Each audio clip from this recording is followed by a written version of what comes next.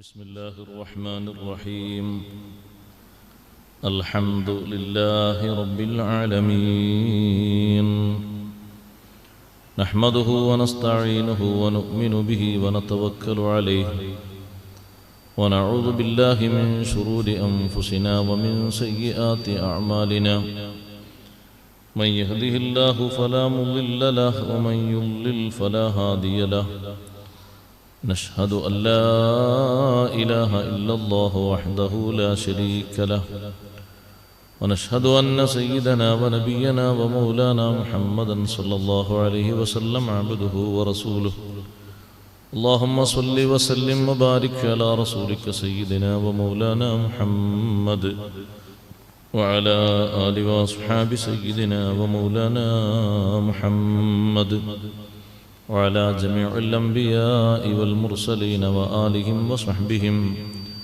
والتابعين لهم بإحسان إلى يوم الدين أما بعد فأعوذ بالله من الشيطان الرجيم بسم الله الرحمن الرحيم ويدعو الإنسان بالشر دعاءه بالخير وكان الإنسان عجولا صدق الله العلي العظيم صدق وصدق وبلغ رسوله النبي الكريم ونحن على ما قال ربنا من الشاهدين الشاكرين والحمد لله رب العالمين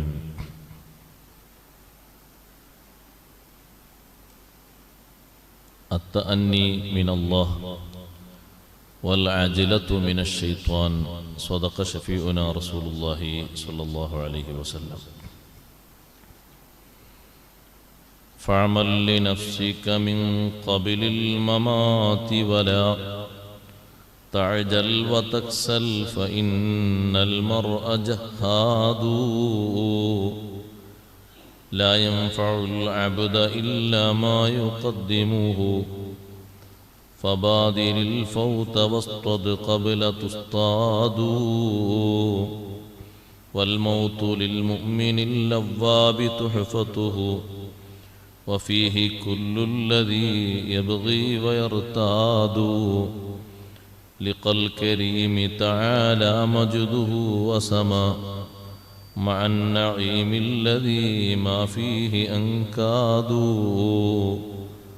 فضل من الله إحسان ومرحمة فالفضل لله كالآزال أباد يا رب بالمصطفى بلغ مقاصدنا واغفر لنا ما مضى يا واسع الكرم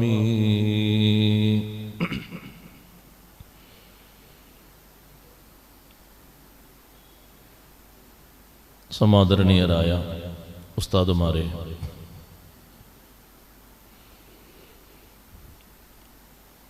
സ്നേഹമുള്ള സഹോദരന്മാരെ, സഹോദരിമാരെ, സുഹൃത്തുക്കളെ,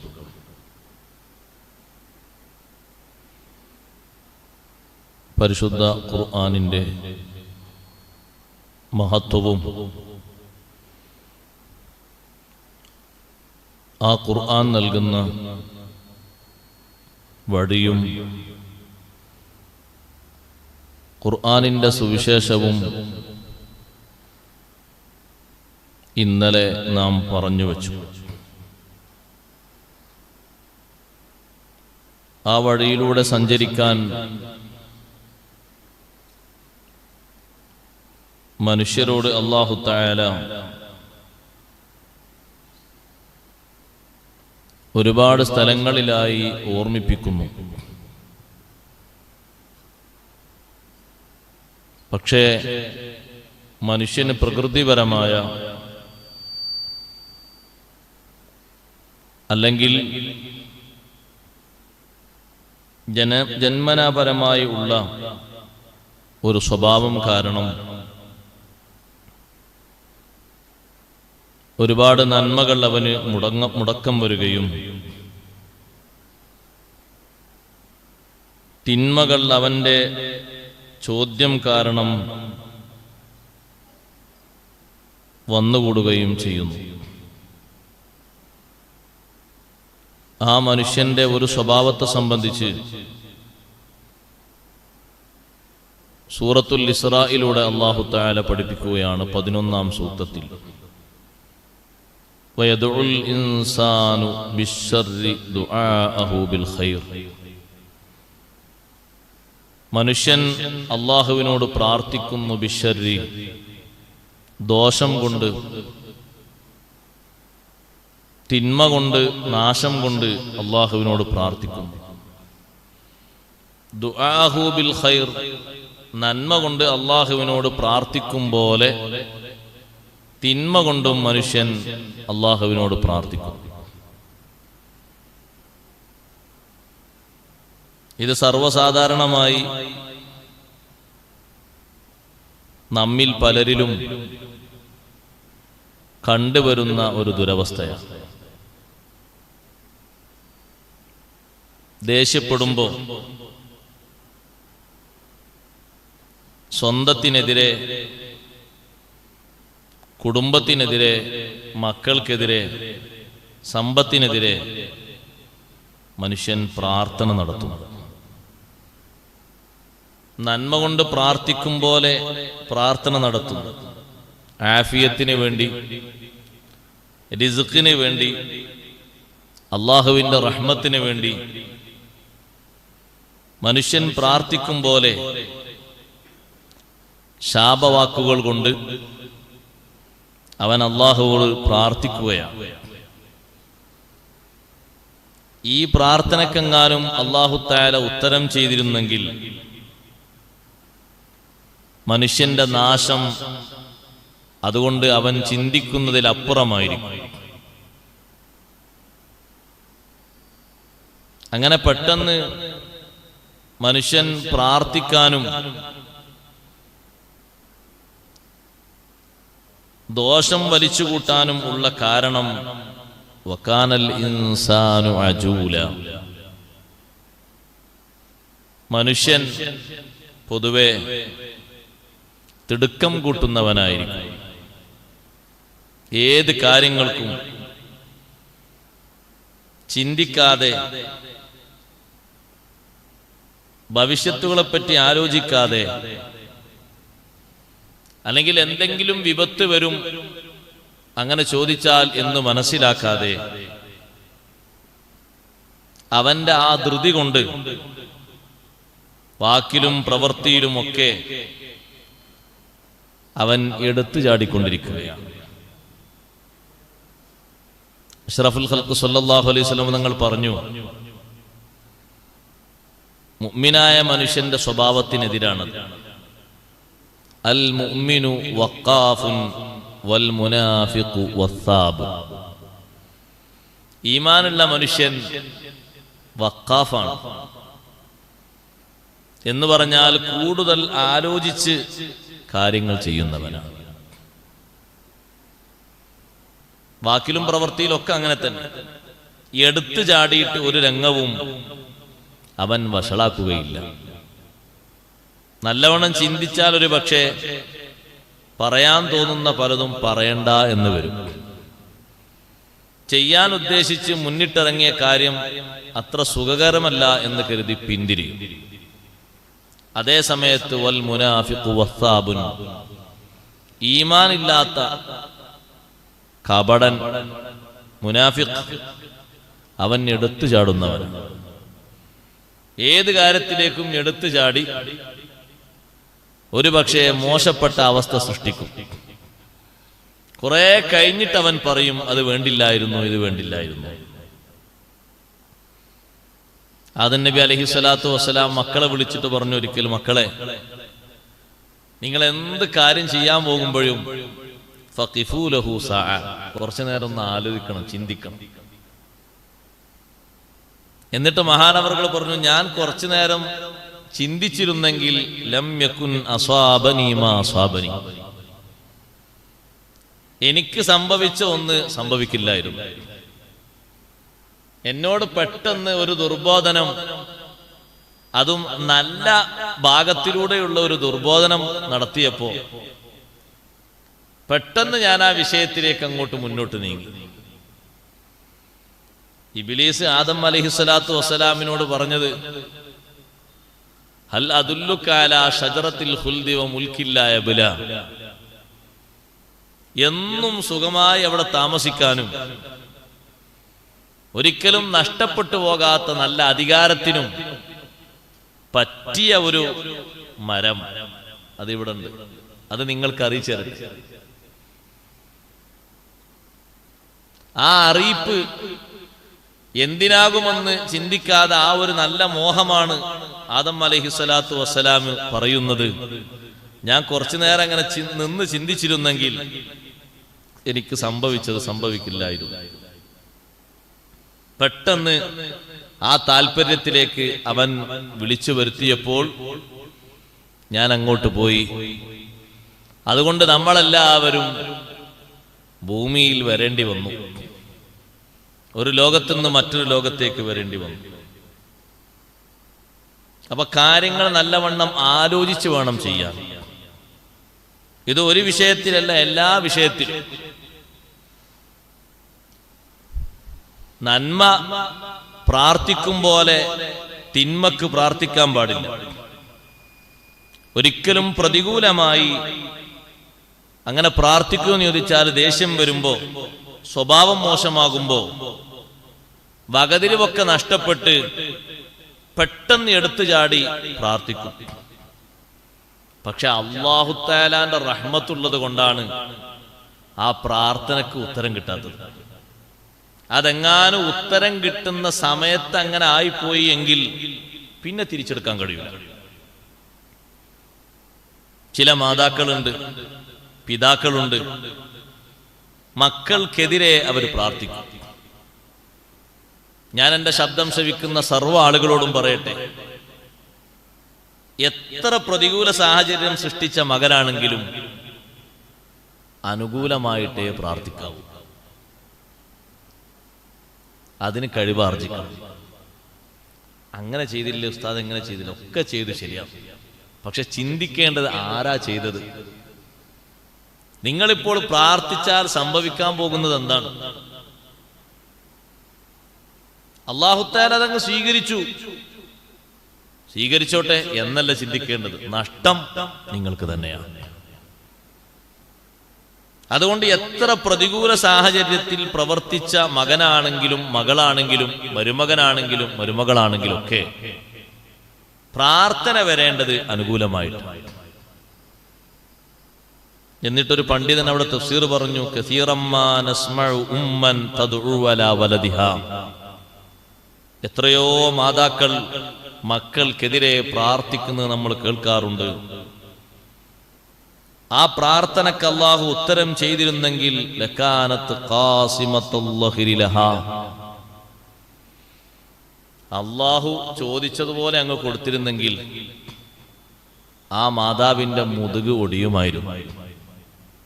കാരണം ദുരന്ത ജീവിതമായിരിക്കും പിന്നെ കാണേണ്ടി വരും. ഇതെങ്ങനെ വരുത്തി വെച്ചത്?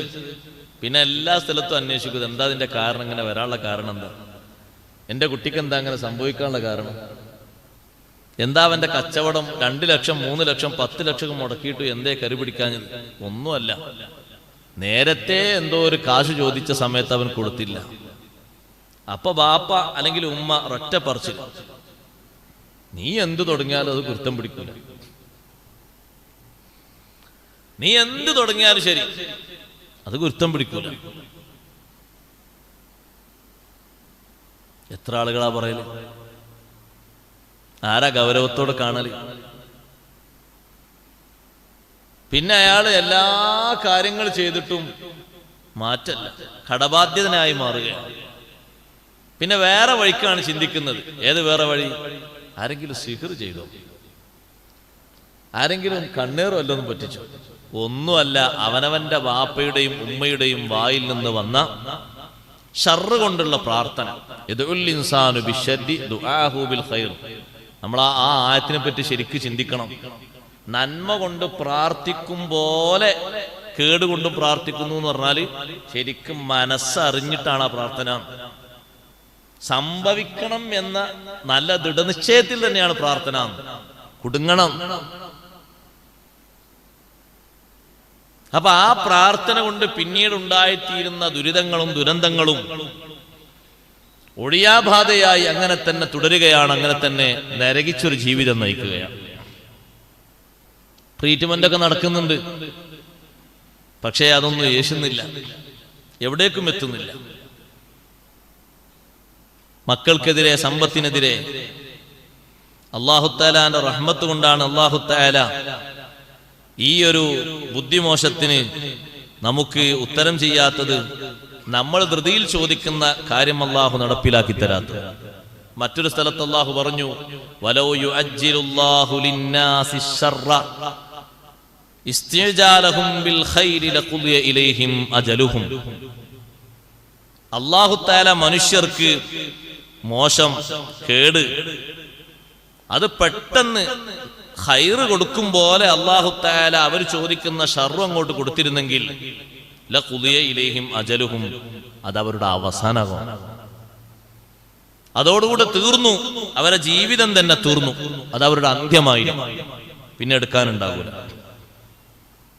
അതുകൊണ്ട് അല്ലാഹു തആല നീ ചോദിച്ച ഷർറ് നിനക്ക് തരാത്തത്, റബ്ബ് തആല ഉത്തരം ചെയ്യാത്തതിന്റെ പിന്നിൽ അല്ലാഹുവിന് വലിയ തത്വം അതിന്റെ പിന്നിലുണ്ട്.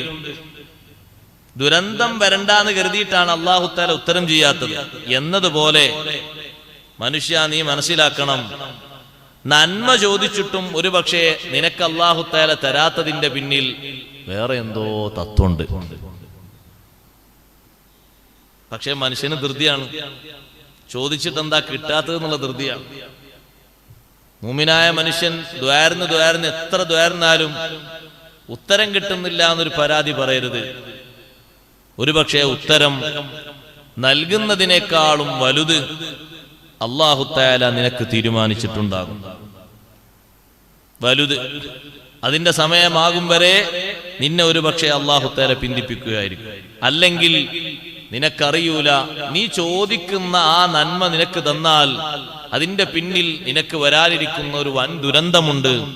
അത് സംഭവിക്കാതിരിക്കാനാണ് അല്ലാഹു തരാത്തത്. പക്ഷെ അങ്ങനെ ചിന്തിക്കാൻ കഴിയണ്ടേ? അങ്ങനെ ആലോചിക്കാൻ കഴിയണ്ടേ? എന്താണിപ്പോ ഞാൻ ചോദിച്ചിട്ട് എന്താ എനിക്ക് വേണ്ടതുപോലെ ഉത്തരം കിട്ടാത്തത്? ഷർത്തും ഫർളൊക്കെ പാലിച്ചിട്ടുണ്ടല്ലോ, എല്ലാം പാലിച്ചിട്ടുണ്ടല്ലോ. തിന്മ ദുആ ചെയ്തിട്ട്, കേട് ദുആ ചെയ്തിട്ട് അല്ലാഹു തരാത്തതിന്റെ പിന്നിൽ വലിയ ഹിക്മത്തുണ്ടെങ്കിൽ, നന്മ ചോദിച്ചിട്ട് തരാത്തതിന്റെ പിന്നിലും അല്ലാഹു തആലാക്ക് വലിയ തത്വമുണ്ട്. അതുകൊണ്ട് രണ്ടും ഒരേ അളവിൽ നീ തുല്യപ്പെടുത്തണം. ഖൈർ കൊണ്ടുള്ള നിന്റെ ദുആയിൽ അല്ലാഹുവിന്റെ തീരുമാനം കൊണ്ട് നീ തൃപ്തിപ്പെടണം. നീ അല്ലാഹു തആലാനോട് മോശപ്പെട്ടത് ചോദിച്ചപ്പോൾ നിന്റെ ദുആക്ക് ഉത്തരം ചെയ്യാതെ ചോദിച്ച ഇടങ്ങേറ് അല്ലാഹു തആല മാറ്റി തന്നതുപോലെ നീ ചോദിച്ച ഖൈറും അല്ലാഹു തആല മാറ്റിവെച്ചതിന്റെ പിന്നിൽ അല്ലാഹുവിന്റെ തീരുമാനത്തെ തൃപ്തിപ്പെടണം. എത്ര ചോദിച്ചു ഉസ്താദേ, പക്ഷെ നടന്നില്ല, വല്ല ഖൈറുണ്ടാകും. ആ ഖൈർ തൃപ്തിപ്പെടും. ഒരുപക്ഷെ ആ ഖൈർ നിനക്ക് ഇവിടെയല്ല മറ്റൊരു ലോകത്തേക്ക് അല്ലാഹു തആല പിന്തിപ്പിച്ചിട്ടുണ്ടാകും. എന്താ ഇവിടെ തന്നെ തന്ന ഒരു പക്ഷേ നീ അതിലൂടെ മുന്നോട്ട് നീങ്ങിയിട്ട് ഇപ്പോഴുള്ള ഈമാനികമായ അവസ്ഥയിൽ നിന്ന് വരെ നീ ഒരു പക്ഷേ പിന്മാറിയേക്കും. അതുകൊണ്ടാണ് എല്ലാവരും ചോദിക്കുമ്പോൾ ഒരേ ഉത്തരമല്ല നബി സല്ലല്ലാഹു അലൈഹി വസല്ലം പറഞ്ഞത്. സാമ്പത്തികമായി വിഷമം അനുഭവിക്കുന്ന ഒരു സ്വഹാബി സമ്പത്തിന് വേണ്ടി ദ്വാരക്കാൻ പറഞ്ഞപ്പോ നബി സല്ലല്ലാഹു അലൈഹി വസല്ലം ചോദിച്ചു, അങ്ങനെ വേണം? ഉള്ളത് കൊണ്ട് തൃപ്തിപ്പെട്ട് അങ്ങനെ മുന്നോട്ട് പോയാൽ പോരെ? അതെന്താ? നിങ്ങളെ കയ്യിൽ സമ്പത്ത് കുമിഞ്ഞുകൂടിയാൽ ഒരുപക്ഷെ ഇപ്പോഴുള്ള ഇഖ്ലാസും ഈമാനൊന്നും സൂക്ഷിച്ചു കൊണ്ടു നടക്കാൻ കഴിയൂല. അപ്പോൾ പിന്നെ നിങ്ങൾക്ക് ഖൈർ ഏതാണ്? ഇപ്പോൾ അല്ലാഹു തആല ഈ തന്ന മതിയാകുന്ന ഈ നല്ല അവസ്ഥ തന്നെ. പിന്നെയും വന്ന് ചോദിച്ചപ്പോൾ നബി സല്ലല്ലാഹു അലൈഹി വസല്ലം അങ്ങ് ദുആർന്നു കൊടുത്തു. ആ ദുആ അല്ലാഹു തആല സ്വീകരിച്ചു. ഇഷ്ടം പോലെ സമ്പത്ത് കൊടുത്തു. പക്ഷേ വിപരീത ഫലമാണ് ഉണ്ടായത്. എല്ലാവർക്കും ഒരുപോലെയല്ല. അത് ആ ഒരു രൂപത്തിൽ ആ കാര്യം മനസ്സിലാക്കണം. സത്യനിഷേധികൾ അവരുടെ സ്വന്തം ശരീരത്തിനെതിരെ അള്ളാഹുവിനോട് ദുആ ചെയ്തു. ചില ഖുർആൻ പണ്ഡിതന്മാർ പറയുന്നുണ്ട്, ഈ പ്രാർത്ഥന നടത്തിയ ആള് നളർ ഇബ്നുൽ ഹാരിസ് ആണെന്ന് പറയുന്നുണ്ട്. നബി സല്ലല്ലാഹു അലൈഹി വസല്ലം കാലത്ത് വിശുദ്ധ ഖുർആൻ അല്ലാഹു തആല ഓരോ ഭാഗങ്ങൾ ഇങ്ങനെ ഇറക്കുമ്പോൾ അവരുടെ ഒരു പ്രാർത്ഥന, അല്ലാഹുമ്മ ഇൻ കാന ഹാദാ ഹുവൽ ഹഖ് മിൻ ഇൻദിക് ഫഅംതിർ അലൈനാ ഹിജാറതൻ മിനസ് സമാഇ അവി ഇതിനാ ബിഅദാബിൻ അലീം. എന്താ ദുആയിരുന്നത്? അല്ലാഹുവേ, ഈ ഇറക്കിയത് നിന്റെ ഭാഗത്തു നിന്നുള്ള യാഥാർത്ഥ്യമാണ്, സത്യമാണ് എങ്കിൽ ഫഅംതിർ അലൈനാ ഹിജാറതൻ മിനസ് സമാ, ഞങ്ങൾക്ക് മേൽ നീ കൽമഴ വർഷിപ്പിക്കണം. ചോദിക്കുന്നത് നല്ല സുഖമുള്ള ചോദ്യമല്ല. അവി ഇത്തിനാ ബിഅദാബിൻ അലീം, അല്ലെങ്കിൽ വേദനിപ്പിക്കുന്ന ശിക്ഷ ഞങ്ങൾക്ക് നീ തരണം. ചോദിക്കുന്നത് ഷർറാണ്, ഖൈറല്ല. അവർ ചോദിക്കേണ്ടത് ബുദ്ധിയുള്ളവരാണെങ്കിൽ, ഇത് സത്യത്തിൽ ചോദ്യം വിഡ്ഢി ചോദ്യമാണ്, വിഡ്ഢിത്തമാണ്. ബുദ്ധിയുള്ള ചോദ്യമാണ് ചോദിക്കേണ്ടതെങ്കിൽ എന്തു പറയണം? പടച്ചോനെ, ഇത് ഹക്കാണെങ്കിൽ ഞങ്ങളെ നീ ഇതിലേക്ക് ചേർത്ത് തരണം എന്നാണ് അവർ ചോദിക്കേണ്ടത്. ഈ ഖുർആൻ നീ ഇറക്കിയ ഈ ഖുർആൻ സത്യമാണെങ്കിൽ, യാഥാർത്ഥ്യമാണെങ്കിൽ ഞങ്ങളെ നീ അതിലേക്ക് ചേർത്ത് തരണം. പക്ഷെ അവർ ചോദിച്ചത് അങ്ങനെയല്ല. ആ ചോദ്യത്തിന് എന്തേ ഉത്തരം കൊടുക്കാതിരുന്നത്? അഷ്റഫുൽ ഖൽഖ് സ്വല്ലല്ലാഹു അലൈഹി വസല്ലം തങ്ങളെ മാനിച്ചുകൊണ്ടാണ്. തങ്ങളുള്ള സമയത്താണ് അവർ ഈ ചോദിക്കുന്നത്. അല്ലാഹു തആലക്ക് ശിക്ഷ ഇറക്കാൻ കഴിയാഞ്ഞിട്ടല്ല. ഖുർആൻ സത്യമാണെങ്കിൽ അവർ ബോധ്യപ്പെടാൻ വേണ്ടി ചോദിച്ചത് കൽമയെ വർഷിപ്പിക്കണം, അല്ലെങ്കിൽ വേദനിപ്പിക്കുന്ന ശിക്ഷ തരണം. അത് മനുഷ്യന്റെ ഒരു സ്വഭാവമാണ്. ഒരിക്കലും സ്വന്തം ശരീരത്തിന് പ്രതികൂലമായി പ്രാർത്ഥിക്കാൻ പാടില്ല. അതുകൊണ്ടാണല്ലോ രോഗം ബാധിച്ച്, കലശലായ രോഗം ബാധിച്ച് ബുദ്ധിമുട്ട് അനുഭവിക്കുന്ന ഒരാള് എന്നെ നീ പെട്ടെന്ന് മരിപ്പിക്കണേ എന്ന് ദ്വാരക്കാൻ പാടില്ല, എന്നെ ദ്വാരക്കാൻ പാടില്ല. നബി സല്ലല്ലാഹു അലൈഹി വസല്ലം തങ്ങൾ പറഞ്ഞു, ലാ യതമന്നയന്ന അഹദുകുമുൽ മൗത ലിലുദ്ദിൻ അസാബഹു. ജീവിക്കാൻ കഴിയുന്നില്ല, ബുദ്ധിമുട്ട്, മക്കളെ കൊണ്ട് ഇടങ്ങേറ്, അല്ലെങ്കിൽ കുടുംബക്കാരെ കൊണ്ട് ബുദ്ധിമുട്ട്, അയൽക്കാരെ കൊണ്ട് ബുദ്ധിമുട്ട്, നാട്ടുകാരെ കൊണ്ട് ബുദ്ധിമുട്ട്. എന്തോ ഒരു പ്രശ്നം ഉണ്ടായി, അതിൽ പ്രതിയായൊരു പക്ഷേ ഇയാളെ പിടിക്കപ്പെട്ടു, അല്ലെങ്കിൽ ഇയാളെ പേര് വന്നു. സംഭവിച്ച തനിക്ക് വന്നെത്തിയ എന്തോ ഒരു വിഷമത്തിന് മരണം ആഗ്രഹിക്കരുത്. നീ പെട്ടെന്ന് മരിപ്പിച്ചുണ്ടാകുന്നു ഏർക്കരുത്. ഫൈൻകാന ലാ ബുദ്ദ ഫായിലൻ, ദ്വാരന്നേ പറ്റൂ എങ്കിൽ ഫല്യഖുൽ, അവൻ ദ്വാരക്കേണ്ടത് അല്ലാഹുമ്മ അഹ്യിനി മാ കാനത്തിൽ ഹയാത്തു ഖൈറൻ ലീ വതവഫനി ഇദാ കാനത്തിൽ വഫാത്തു ഖൈറൻ ലീ. അല്ലാഹുവേ, ജീവിതം എനിക്ക് ഖൈറാകുന്ന, അനുകൂലമാകുന്ന കാലത്തൊക്കെ എന്നെ നീ ജീവിപ്പിക്കണം. മരണം എനിക്ക് ഖൈറാകുമ്പോൾ നീ എന്നെ മരിപ്പിക്കണം. അങ്ങനെ ദ്വാരക്കേണ്ടത്. രോഗം വന്നിട്ട് അങ്ങേ അറ്റത്തെ അവസ്ഥയിലെത്തിയാലും സ്വന്തം ശരീരത്തിന് പ്രതികൂലമായിട്ട് ദ്വാരക്കാൻ പാടില്ല. മാതാപിതാക്കൾ, കുടുംബങ്ങൾ, മക്കളെ കൊണ്ട് അങ്ങേ അറ്റത്തെ വിഷമങ്ങൾ അനുഭവിച്ചാലും ശരി, അവർക്കെതിരെ പ്രാർത്ഥിക്കാൻ പാടില്ല. അഷ്റഫുൽ ഖൽഖ് സ്വല്ലല്ലാഹു അലൈഹി വസല്ലം നിങ്ങൾ പറഞ്ഞു, ലാ തദ്ഉ അലാ അൻഫുസികും, നിങ്ങളുടെ ശരീരത്തിന് എതിരെ നിങ്ങൾ പ്രാർത്ഥിക്കരുത്. പിന്നെന്താണ്? അനുകൂലമായിട്ടാണ് പ്രാർത്ഥിക്കേണ്ടത്, അനുകൂലമായിട്ട് പ്രാർത്ഥിക്കണം. ഖൈർ കൊണ്ട് ദ്വാരക്കണം.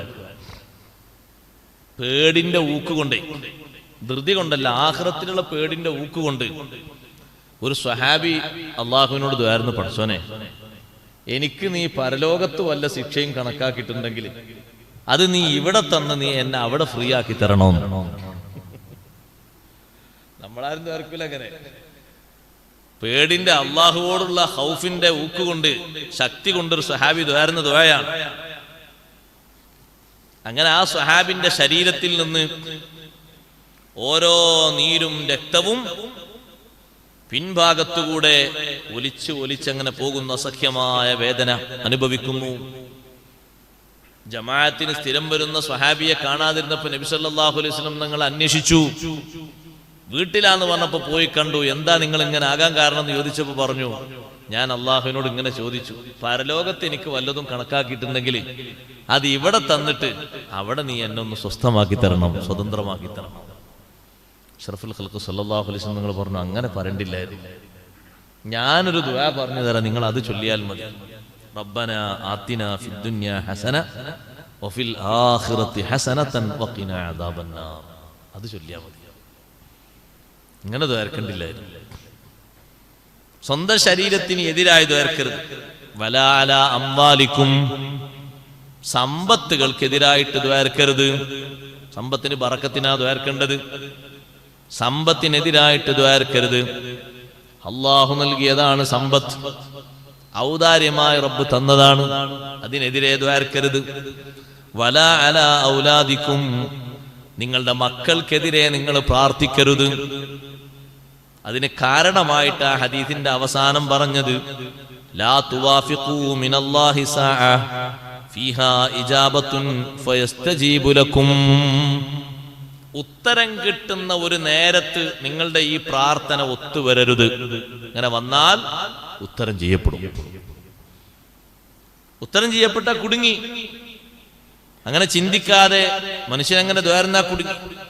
എന്തെങ്കിലുമൊക്കെ നാശങ്ങൾ വാക്കുകളിലോ പ്രവൃത്തികളിലോ മക്കളിൽ നിന്ന് അനുഭവിക്കുമ്പോൾ രക്ഷിതാക്കൾ നല്ല ക്ഷമ പാലിക്കും. ഭാര്യയിൽ നിന്ന് അനുഭവിക്കുന്ന വിഷമങ്ങൾക്ക് ഭർത്താവും, ഭർത്താവിൽ നിന്ന് അനുഭവിക്കുന്നതിന് ഭാര്യയും ക്ഷമ പാലിക്കും. ഒരിക്കലും അങ്ങനെ പറഞ്ഞുകൂടാ, ഒരിക്കലും അങ്ങനെ ഉണ്ടായിക്കൂടാ എന്ന് ചിന്തിക്കുന്നതല്ല ബുദ്ധി. അങ്ങനെ ചിന്തിക്കരുത്. ഒരിക്കലും അങ്ങനെ ഉണ്ടാകാൻ പാടില്ല. ഉണ്ടാകും എന്ന് പറയാൻ കാരണം എന്താ? ഒരുപക്ഷെ നമ്മൾ പറഞ്ഞതിനേക്കാൾ അപ്പുറം ഒരു വാക്ക് സ്വന്തം ഭാര്യ പറഞ്ഞു കൂട്ടിക്കോളും. അങ്ങനെ പറയാൻ പാടില്ല എന്ന് പറഞ്ഞിട്ട് കാര്യമില്ല, പറച്ചിൽ വരും. കാരണം സൃഷ്ടിപ്പ് അങ്ങനെയാണ്. പുരുഷനെ സൃഷ്ടിച്ച അതേ ആകൃതിയിൽ പെണ്ണിനെ സൃഷ്ടിച്ചിരുന്നെങ്കിൽ ജീവിതത്തിനൊരു സൗന്ദര്യം ഉണ്ടാകൂല. ഒരു ഒതുക്കവും ഒരു അനുസരണവും ഒരു സ്നേഹവും ഈ രൂപത്തിലുണ്ടാകൂല. അപ്പൊ അല്ലാഹു തആല പടച്ച രൂപത്തിൽ അതിനനുസരിച്ച് നിന്നു കൊടുക്കാനാണ് നമ്മളോട് പറഞ്ഞത്. നബി സല്ലല്ലാഹു അലൈഹി വസല്ലം നിങ്ങൾ പറഞ്ഞ എങ്ങനെയാ? ഇന്നൽ മർഅത ഖുലിഖത് മിൻ ദിലാ, സ്ത്രീയെ സൃഷ്ടിക്കപ്പെട്ടത് വാരിയല്ലിൽ നിന്നാണ്. ആ വാരിയല്ലിൽ നിന്ന് ഏറ്റവും വളഞ്ഞതിന്റെ മുകളിലുള്ള വാരിയല്ല. നീ അത് നിവർത്താൻ വേണ്ടി, നേർക്കുനേരെയാക്കാൻ വേണ്ടി നീ ശ്രമിച്ചാൽ കസർത്തഹു, അതിനെ നീ പൊട്ടിക്കും. പൊട്ടിക്കുക എന്ന് പറഞ്ഞാൽ തൊലാഖിലേക്ക് എത്തും അർത്ഥം. അല്ല, ഇനി അത് അങ്ങനെ നിന്നോട്ടേന്ന് കരുതിയാലോ ലം യസൽ ആവജ, അത് കൂടുതൽ വളഞ്ഞുകൊണ്ടിരിക്കും. അപ്പൊ അതിന്റെ ഇടയിൽ വിട്ടുവീഴ്ചയും ക്ഷമയും സഹകരണവും ഒക്കെ നടത്തി മുന്നോട്ട് പോകണം. ഒരിക്കലും പ്രതികൂലമായി പ്രാർത്ഥിക്കരുത്. ഒരു കുട്ടി ബാപ്പയും ഉമ്മയും നോക്കേണ്ട പ്രായമുള്ള ജോലിയുള്ള ഒരു ചെറുപ്പക്കാരൻ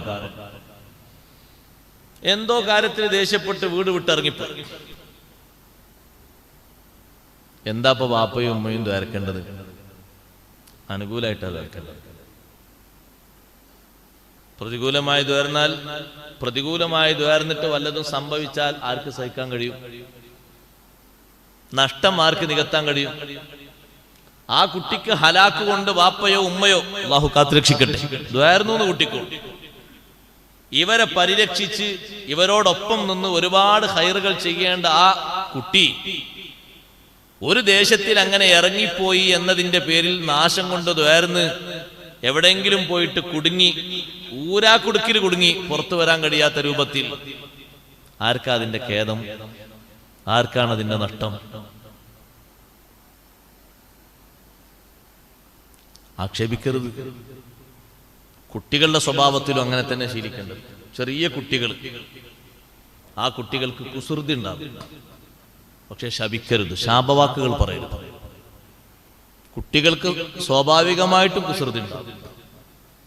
ഒരു പക്ഷെ അവരെ കളി കൊണ്ട് നമ്മൾ പറഞ്ഞത് ഒരു കാര്യം ഒരു പക്ഷെ അവർ ചെവിയിലെത്തിയിട്ടുണ്ടാകില്ല, കളിയിൽ മുഴുകിയിട്ട്.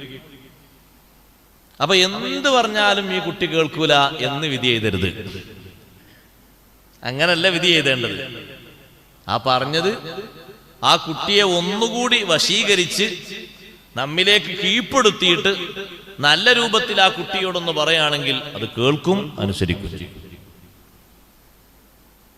അതിലപ്പുറം എന്താ ചെയ്യാ?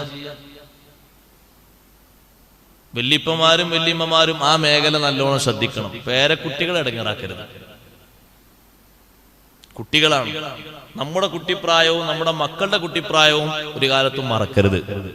മറക്കരുത്, എഴുതി വെച്ചാൽ മതി ഒരു ഡയറിയിൽ, കുസൃതികളൊക്കെ വേണമെങ്കിൽ. അപ്പൊ ഈ കുട്ടി ഒരു പക്ഷേ നമ്മുടെ മുസല്ലയിൽ വരും. മുസല്ലയിൽ വന്നിരിക്കുമ്പോ ആ കുട്ടിക്കറിയോ അത് മുസല്ലയാണ്, ഇതിലിങ്ങനെ പോയിരിക്കാൻ പാടില്ല, ഇതിലിങ്ങനെ മൂത്രയിക്കാൻ പാടില്ല, ഒന്നും അറിയില്ല, ചെറിയ കുട്ടിയല്ലേ. അപ്പൊ ആ കുട്ടിയെ പിടിച്ച് അങ്ങോട്ട് വലിച്ച് ഇങ്ങോട്ട് വലിച്ച് ഉടനെ ഒരു വാക്കും കൂടി. ഈ കുട്ടികളും കൊണ്ട് ഇടങ്ങേറായി. ഒരു പേരക്കുട്ടി ഉണ്ടാകാൻ ഈ ബാപ്പ ദ്വാരക്കാൻ പറയാത്തൊരു സഹസമില്ല. എല്ലാ സഹസിനും പറഞ്ഞു ദ്വാരക്കാൻ, എല്ലാ സംഭാവനയും നേർച്ച എല്ലാം ചെയ്തിട്ട് ഒരു കുട്ടി ഉണ്ടായേക്കുമ്പോഴോ അത് ദുരിതം. അതുകൊണ്ട് ഇടങ്ങേറാണ്. നിസ്കാരപ്പായിലൊക്കെ കുട്ടികൾ വരും. അഷ്റഫുൽ ഖൽഖ് സ്വല്ലല്ലാഹു അലൈഹി വസല്ലം നിസ്കാരപ്പായിൽ വന്നില്ല. പിന്നെ നമ്മളെ നിസ്കാരപ്പായൊക്കെ എന്താ അത്ര വലിയ മഹത്വം? തങ്ങളെ നിസ്കാരപ്പായിൽ വന്നില്ലേ? പേരക്കുട്ടി ഹസൻ റളിയല്ലാഹു അൻഹു, ചെറിയ കുട്ടി. ആ കുട്ടിയെ തോളിലേറ്റിയിട്ടാ തങ്ങൾ നിസ്കരിച്ചു. തോളിലേറ്റി ആ കുട്ടി തോളിൽ നിന്ന് ഇറങ്ങാൻ വേണ്ടി കുറച്ചു നേരം അവിടെ വെയിറ്റ് ചെയ്തു, തസ്ബീഹ് കൂടുതൽ ചൊല്ലിയിട്ട്. അതൊക്കെ പറഞ്ഞാ പറയാം അത് നബിതങ്ങളല്ലേ, പിന്നെ അതിനേക്കാളും വലുതാ നമ്മള്. ഇനി അഥവാ നിങ്ങൾ നോക്ക്, വല്യപ്പാന്റെ റൂമാ, വല്യമ്മാന്റെ റൂമാണ്, റൂമൊക്കെ ഉണ്ട്, ശരിയാണ്. ആ റൂമിന്റെ കതക് കുട്ടി ഇങ്ങനെ പതുക്കെ കൊത്തിപ്പിടിച്ച് തുറന്നു. തുറക്കാൻ പാടില്ല എന്ന് നിയമല്ല കേട്ടോ. അങ്ങനെ ഒരു ബാപ്പയും ഉമ്മയും നിയമം എഴുതരുത്, എഴുതി വെക്കും ചെയ്യരുത്. അങ്ങോട്ട് കയറി അവിടെ എത്തിയപ്പോഴാ മൂത്രമൊഴിക്കാൻ മുട്ടിയത്. അവിടെ നിന്ന് മൂത്രമൊഴിച്ചു. ആ കുട്ടിക്ക് തക്ലീഫുണ്ട്.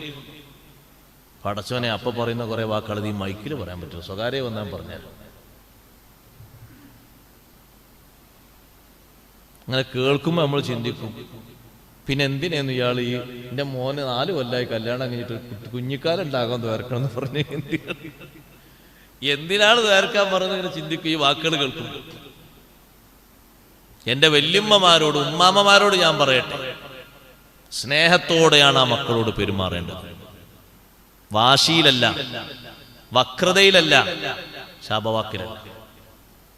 ഇങ്ങോട്ട് വിളിക്കുമ്പോൾ ഒരു പക്ഷേ കുട്ടികൾ അങ്ങോട്ടാ പോകുന്നത്, നമ്മൾ വിളിച്ചെടുത്തേക്കല്ലേ വരുന്നത്. കാരണം കുട്ടിയുടെ കണ്ണിൽ എന്താ കുട്ടി കാണുന്നത്? അയൽവക്കത്തെ കുട്ടിയുടെ കയ്യിൽ ഒരു കണ്ണിൽ പെടാവുന്ന ഒരു വസ്തു കണ്ടു, ഒരു കളിപ്പാട്ടം. അപ്പൊ ഈ ഉമ്മ അല്ലെങ്കിൽ വല്യമ്മ കുട്ടിയെ കുളിക്കാൻ വേണ്ടി വിളിക്കാണ്. അപ്പൊ കുട്ടി അങ്ങോട്ട് ഓടുകയാണ്. അപ്പൊ ആ കുട്ടി ജാതി മക്കളൊക്കെ ഈ കാലത്ത് പോറ്റുന്നതിന് പകരം വിൽക്കുക നല്ലത്. നഊദു ബില്ലാഹി മിൻ ദാലിക, അങ്ങനെ പറയരുത്. അത്തരത്തിലുള്ള തേട്ടങ്ങൾ തേടരുത്. മക്കളൊന്നും ഇല്ലാതിരിക്കാണ് നല്ലത്, അങ്ങനെ നിങ്ങൾ പറയരുത്. ആ ശാപ പ്രാർത്ഥനയ്ക്ക് അല്ലാഹു എങ്ങാനും യെസ് മൂളിയാൽ, റബ്ബെങ്ങാനും തീരുമാനം പറഞ്ഞാൽ, ഒരുപക്ഷെ ഒരു കാലത്തും ഗുണം പിടിക്കാത്തവനായി കുട്ടി മാറും. ഉമർ ഇബ്നുൽ ഖത്താബ് റളിയല്ലാഹു അൻഹുവിന്റെ സവിധത്തിലേക്ക് ഒരു മകനെയും കൊണ്ട് വാപ്പ വരുന്നു. ഈ മോനെ നന്നാക്കണം. ഉമർ റളിയല്ലാഹു അൻഹു ചോദിച്ചു, കണ്ടപ്പോ തന്നെ മനസ്സിലായി, ഹൽ ദഅഉത അലൈഹി, കുട്ടിക്ക് കേടായിട്ട് നീ ദ്വാരന്നിരുന്നോന്ന് ചോദിച്ചു.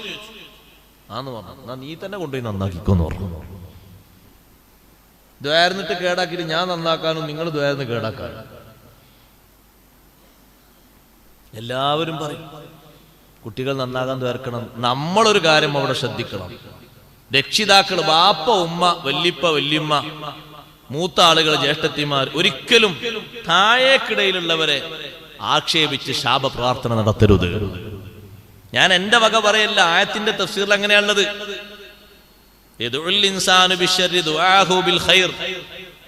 മനുഷ്യൻ കേടുകൊണ്ട് ദ്വാരക്കും, ഖൈർ കൊണ്ട് ദ്വാരക്കും പോലെ ദ്വാരക്കും. എന്ന് പറഞ്ഞാൽ ഖൈറ് കൊണ്ട് ദ്വാരക്കുമ്പോൾ അവനത്ര ഇഖ്ലാസ് ഉണ്ടോ അതേ ദുആ കേട് കൊണ്ട് ദ്വാരക്കുമ്പോഴും ഉണ്ട്. അങ്ങനെ ദ്വാരക്കാണ് കേടാകാൻ വേണ്ടിയിട്ട്, ദുരന്തം ഉണ്ടാകാൻ വേണ്ടി, ദുരിതം ഉണ്ടാകാൻ വേണ്ടിയിട്ട് ദ്വാരക്കാൻ പാടില്ല. നബി സല്ലല്ലാഹു അലൈഹി വസല്ലം തങ്ങളുടെ ഈ ഖൗല്, ഈ വാക്ക് എത്രമാത്രം വലിയ വിഷയമാണ്. ഒരു എതിരാളിക്ക് പോലും ദ്വാരക്കേണ്ടത് അനുകൂലമായിട്ടാണ്, അയാൾ നന്നാകട്ടെ എന്നുള്ള ചിന്ത കൊണ്ട്.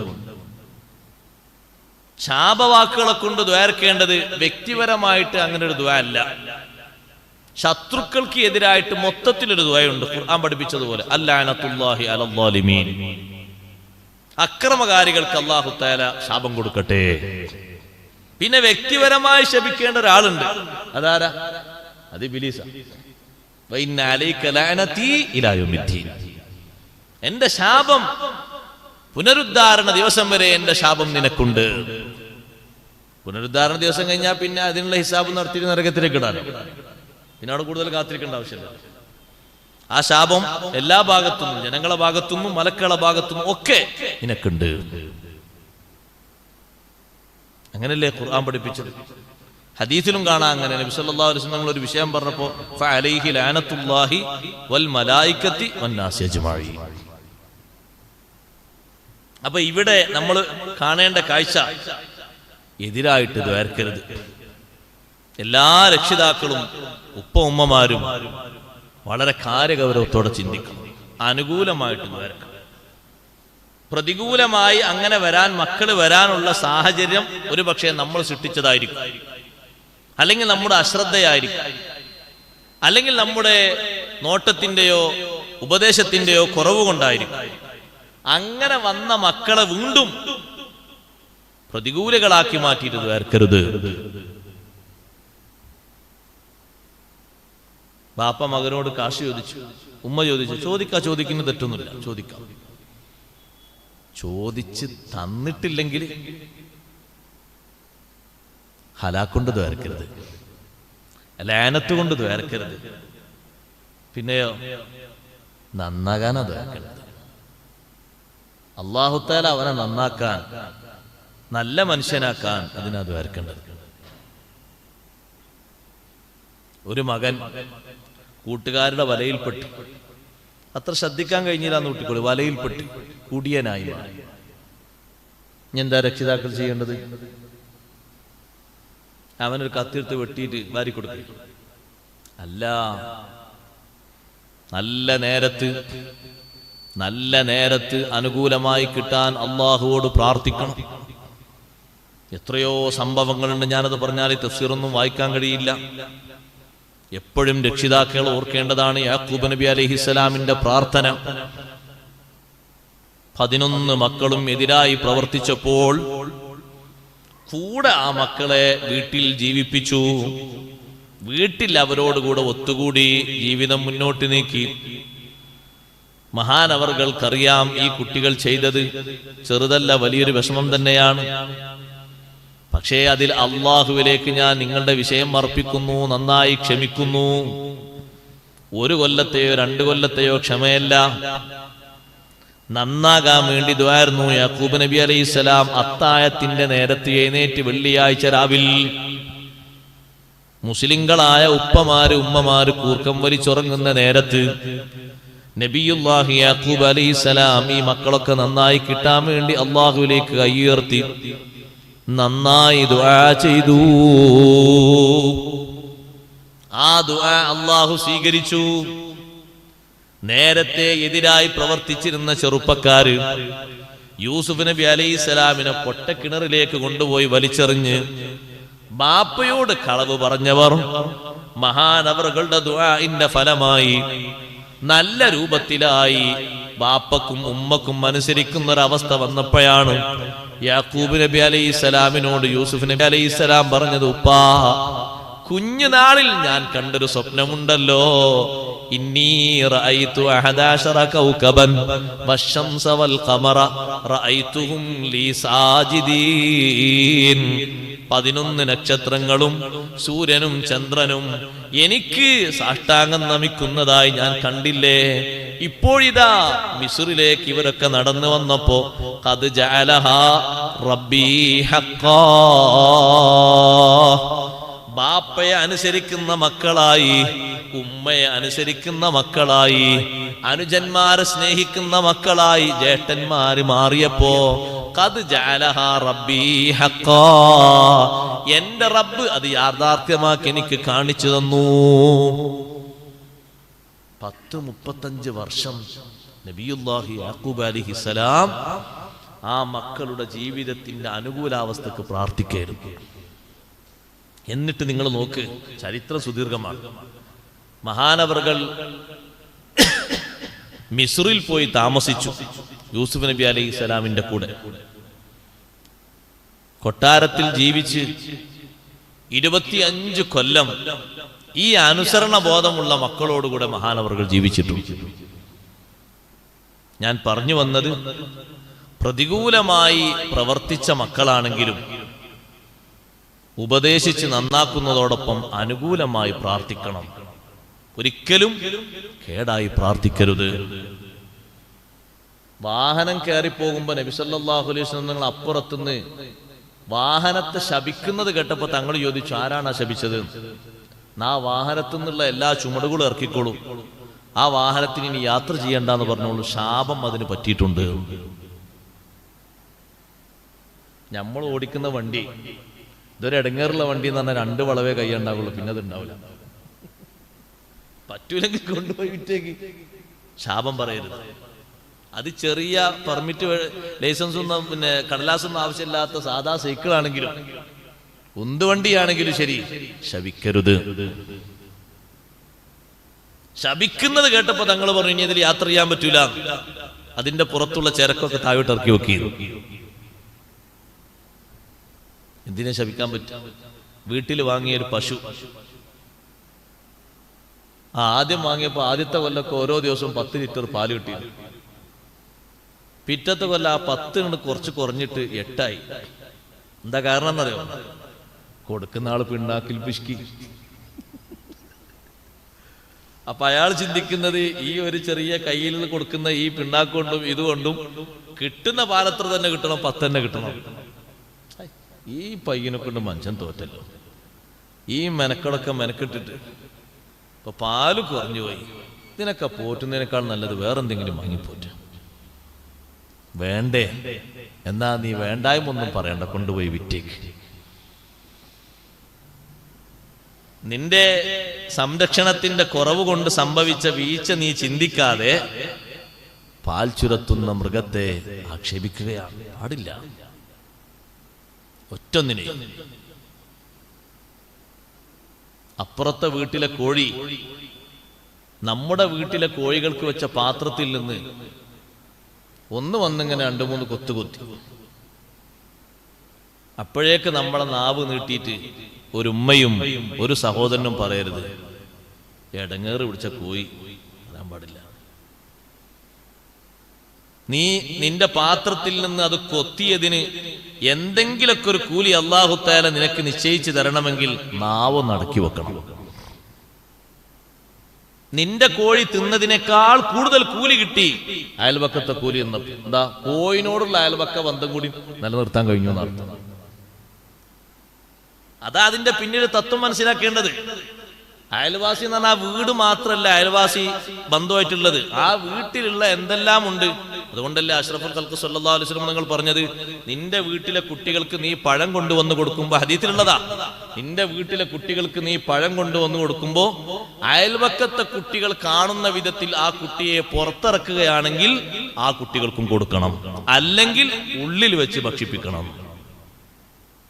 അന്തേ നിന്റെ കുട്ടി കഴിക്കുന്ന ഓറഞ്ച് പോലത്തെ ഓറഞ്ച് പുറത്തെത്തിയിട്ട് ആ കുട്ടിക്ക് മോഹം ഒന്ന് കൊടുത്തിട്ടില്ലെങ്കിൽ നിന്റെ ബന്ധം തകരാറാണ്.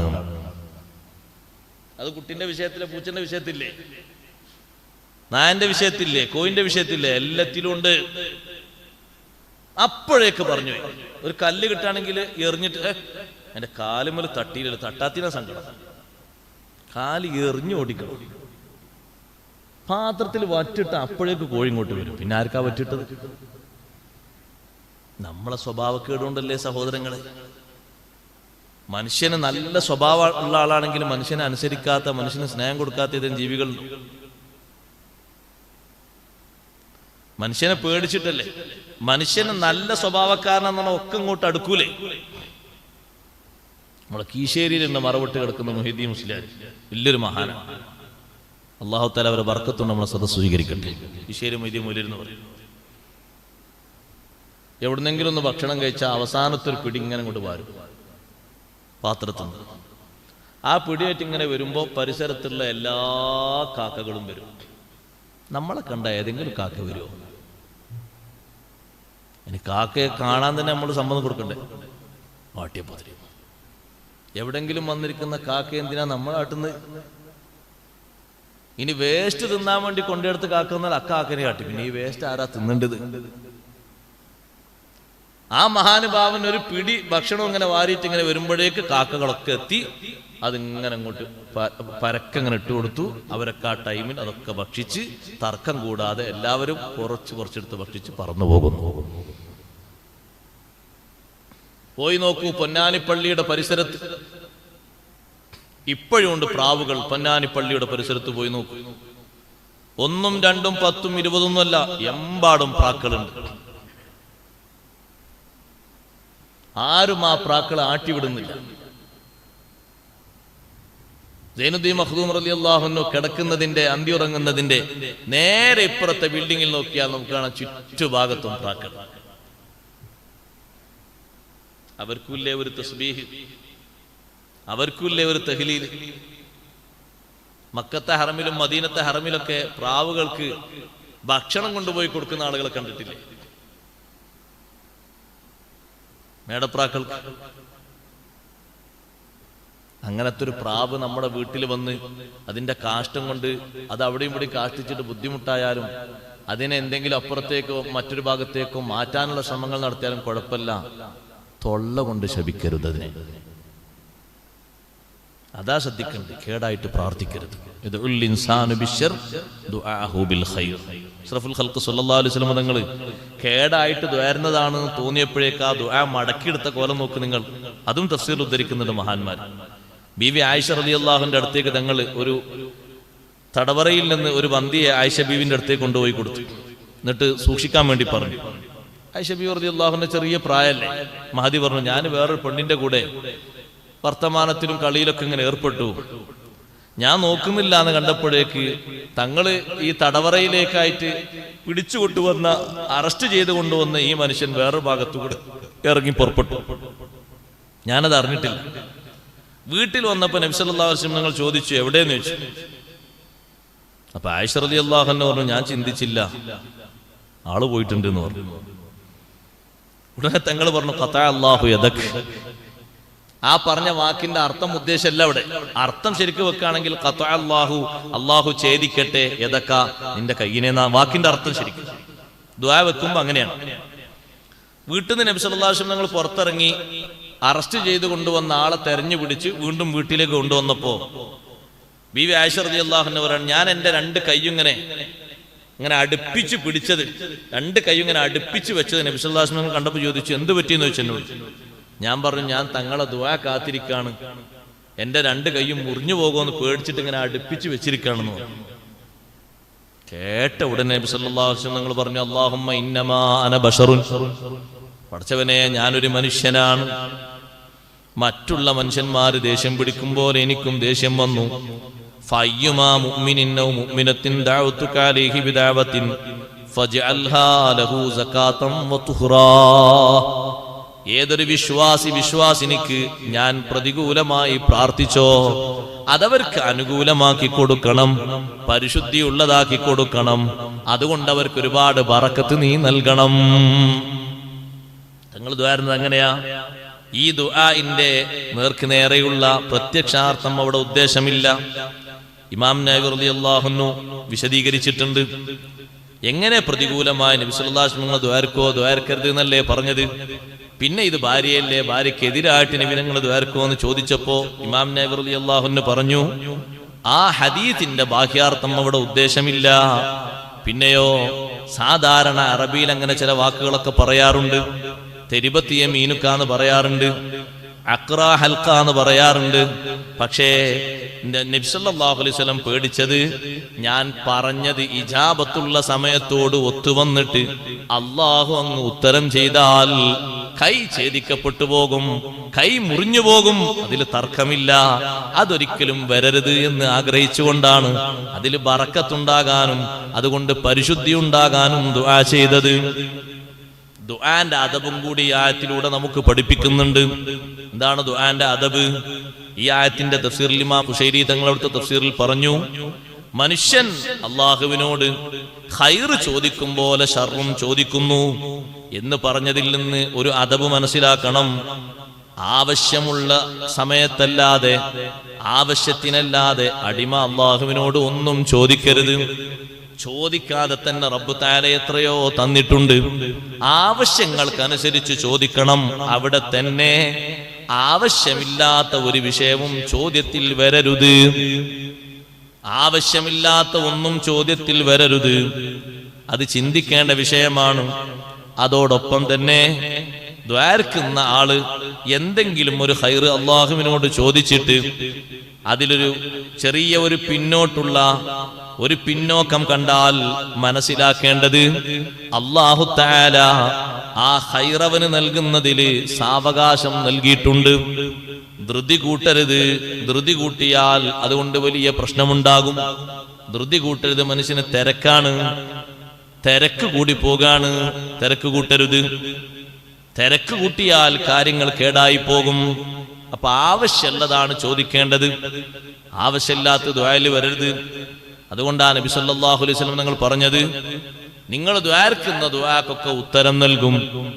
ദുആന്റെ കാര്യം ലുൽമാകാൻ പാടില്ല, അക്രമം, അല്ലെങ്കിൽ ഖതിയത്തുർ റഹ്മാകാൻ പാടില്ല, കുടുംബബന്ധ വിച്ഛേദനമാകാൻ പാടില്ല, അല്ലെങ്കിൽ വേറൊരാൾക്ക് നാശം വരുന്ന വിഷയമാകാൻ പാടില്ല. അല്ലാത്ത നല്ല വിഷയങ്ങളെ കൊണ്ട് ദുആർന്നാൽ അല്ലാഹു ഉത്തരം തരും. തിരക്ക് കൂട്ടരുത്. തിരക്ക് കൂട്ടിയാൽ പല കാര്യങ്ങളും നഷ്ടമായി പോകും. തിരക്ക് കൂട്ടിയാൽ പലതും നഷ്ടമായി പോകും. അപ്പൊ ഖൈറാട് എന്ന് നമുക്ക് ഉറപ്പുള്ള സംഗതി നല്ലോണം ചിന്തിച്ചുകൊണ്ട് ദ്വാരക്കണം, ആലോചിച്ചുകൊണ്ട് ദ്വാരക്കണം. തിരക്ക് കൂട്ടിയിട്ട് ഒന്നും നഷ്ടപ്പെടരുത്. തിരക്ക് കൂട്ടിയിട്ട് കാര്യങ്ങൾ നഷ്ടപ്പെടുത്തുക എന്നുള്ളത് പിശാചിന്റെ മനുഷ്യന്റെ നന്മ നഷ്ടപ്പെടുത്തുന്നതിന്റെ അധ്യായങ്ങളിലാണ് ഇമാം ഗസാലി റളിയല്ലാഹു അൻഹു എണ്ണിയത്. അതുകൊണ്ടാണ് ഹദീസിൽ അൽ അജ്ലതു മിനശ് ശൈത്താൻ, ധൃതി ശൈത്താന്റെ ഭാഗത്തു നിന്നാണ് പറഞ്ഞത്. അതുകൊണ്ട് എത്ര നഷ്ടാന്നറിയോ നിങ്ങൾ? ദിക്ർ, ദുആ, നിസ്കാരം, കാര്യങ്ങളൊക്കെ നഷ്ടാകുന്നു. നബി സല്ലല്ലാഹു അലൈഹി വസല്ലം നിങ്ങൾ നിസ്കാരത്തിന് ഒരു സ്വഹാബിന്റെ നിസ്കാരം തിരുത്തി കൊടുത്തത് റുകൂഉം സുജൂദും അതുപോലെ തന്നെ ഈത്തിദാലിലും പല സ്ഥലങ്ങളിലും നോക്കുമ്പോ ഒക്കെ പെട്ടെന്ന് ചെയ്ത് തുമഅനീനത്ത് എന്ന് പറയുന്ന ഫർള് ഇല്ലാതായി പോയി. സ്പീഡ് കൊണ്ട്, ധൃതി കൊണ്ട്, ആക്കം കൂട്ടിയിട്ട് ഊക്ക് കൂട്ടിയിട്ട് തുമഅനീനത്തന്നെ ഇല്ലാതായി പോയി. ഇമാം അങ്ങോട്ട് അല്ലാന്ന് പറയുമ്പോഴേക്ക് മാമൂം അല്ലാന്ന് പറയണ്ട. ഇമാം റുക്കൂയിൽ എത്തിയിട്ടാണ് മാമൂം റുക്കൂയിലേക്ക് വരേണ്ടത്. അങ്ങനെ വരേണ്ടത്. അതിന് ആൾക്കാർക്ക് നേരല്ല. ആൾക്കാർ എന്ത് ചെയ്യും? മിൻ ശർറിൽ വസ്വാസിൽ ഖന്നാസ് മിനൽ ജിന്നത്തി വന്നാസ് എന്ന് കേൾക്കുമ്പോഴേക്ക് ആൾക്കാർ കയ്യയിച്ചു പോയി. കയ്യയിക്കാൻ നേരായിട്ടില്ല. കയ്യയിക്കേണ്ടത് എപ്പോഴാ? ഇമാമ് കയ്യയിച്ച് റുക്കൂയിലേക്ക് ഇങ്ങനെ പോകുമ്പോഴാണ് കയ്യയിച്ച് റുക്കൂയിലേക്ക് പോകേണ്ടത്. തിരക്ക് കൂടിയിട്ട് മുസാവാത്ത്, ഇമാമിനോട് ഒപ്പം നിന്നുകൊണ്ടുള്ള ജമാഅത്ത്, ഒപ്പം നിന്നുകൊണ്ടുള്ള പ്രവർത്തനങ്ങളാണ് അധികവും നടക്കുന്നത്. ജമാഅത്തിന്റെ കൂലി നഷ്ടപ്പെടും. ഇമാമിന്റെ പിന്നാലെയാണ് ആള് പോകേണ്ടത്. ഇമാമ് സുജൂദിലെത്തിയിട്ട് ഇവിടുന്ന് അങ്ങോട്ട് പോവുക. ഇമാം ഉയരുന്നതിന്റെ മുമ്പ് ആ പോയ സുജൂദിലേക്ക് എത്തണം. ഇമാമ് പോകുമ്പോ അതേ സ്പോട്ടിൽ എത്തണം എന്നാ? അങ്ങനല്ല. അങ്ങനെയാണ് ഇപ്പൊ കണ്ടുകൊണ്ടിരിക്കുന്നത് എല്ലാ സ്ഥലത്തും, എല്ലാവരിലും. അങ്ങനല്ല വേണ്ടത്. ഇമാമിന്റെ പിന്നാലെ പോകുന്ന ആളാണ്. പിന്നെ എങ്ങനെ ഒപ്പം പോവുക? ഇമാമിനോട് കൂടെ മാമൂമും ഒപ്പം ചെയ്യേണ്ട കാര്യം ഒന്നേ ഉള്ളൂ. അതൊപ്പാകണമില്ല, അത് വേറെ വിഷയം. അത് ആമീനാണ്. ആമീൻ എന്നത് ഒപ്പാ വേണ്ടത്. പക്ഷെ അത് വ്യത്യസ്ത സമയത്താണ് ആമീൻ പറയുന്നത്. ഒരാൾ പറഞ്ഞതിന് മറ്റേ പറഞ്ഞിട്ടുണ്ടാവും, ചിലപ്പോ എല്ലാവർക്കും കഴിഞ്ഞിട്ടുണ്ടാകും, വേറൊരാൾ ഇങ്ങനെ ആമീൻ പറയും. അതൊപ്പാ പറയണ്ടത്. ഇത് അമ്മനൽ ഇമാമു ഫഅമ്മിനു മഅഹു. ഇമാം ആമീൻ ചൊല്ലുമ്പോൾ നിങ്ങളും കൂടെ ആമീൻ ചൊല്ലണം. അത് ഉറക്കെ ആമീൻ ചൊല്ലണം. ബാക്കിയുള്ളതിലൊക്കെ പിന്തിയാണ് കാര്യങ്ങൾ ചെയ്യേണ്ടത്. ധൃതി കൂട്ടിയിട്ട് ഫാത്തിഹ സൂറത്തും ദിക്റുകളൊക്കെ എത്ര പെട്ടെന്നാ കഴിയാന്ന് പറയാം. നമ്മൾ വിചാരിക്കും എന്തെങ്കിലും ഇതൊക്കെ നമ്മളെ കിതാബിൽ ഇങ്ങനെ എഴുതിയിട്ട് കെട്ടുകണക്കിന് കോടിക്കണക്കിന് കൂലിങ്ങനെ ആഖിറത്തിൽ വാങ്ങാൻ വേണ്ടി ഇനി അങ്ങോട്ട് ചെന്നാ മതി ഒരു ചെറിയ ബാഗും പിടിച്ചിട്ട് എന്ന് കാത്തിരിക്കുകയാണ്. പക്ഷെ എഴുതണ്ടതിനാദ്യം ഇമാമു സുബ്ഹാനല്ലാഹ്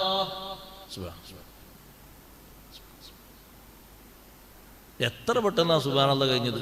ഇങ്ങനെയാണെങ്കിൽ ഇയാൾക്ക് ഒരു നേരത്തെ തന്നെ 1000 ചൊല്ലിക്കും.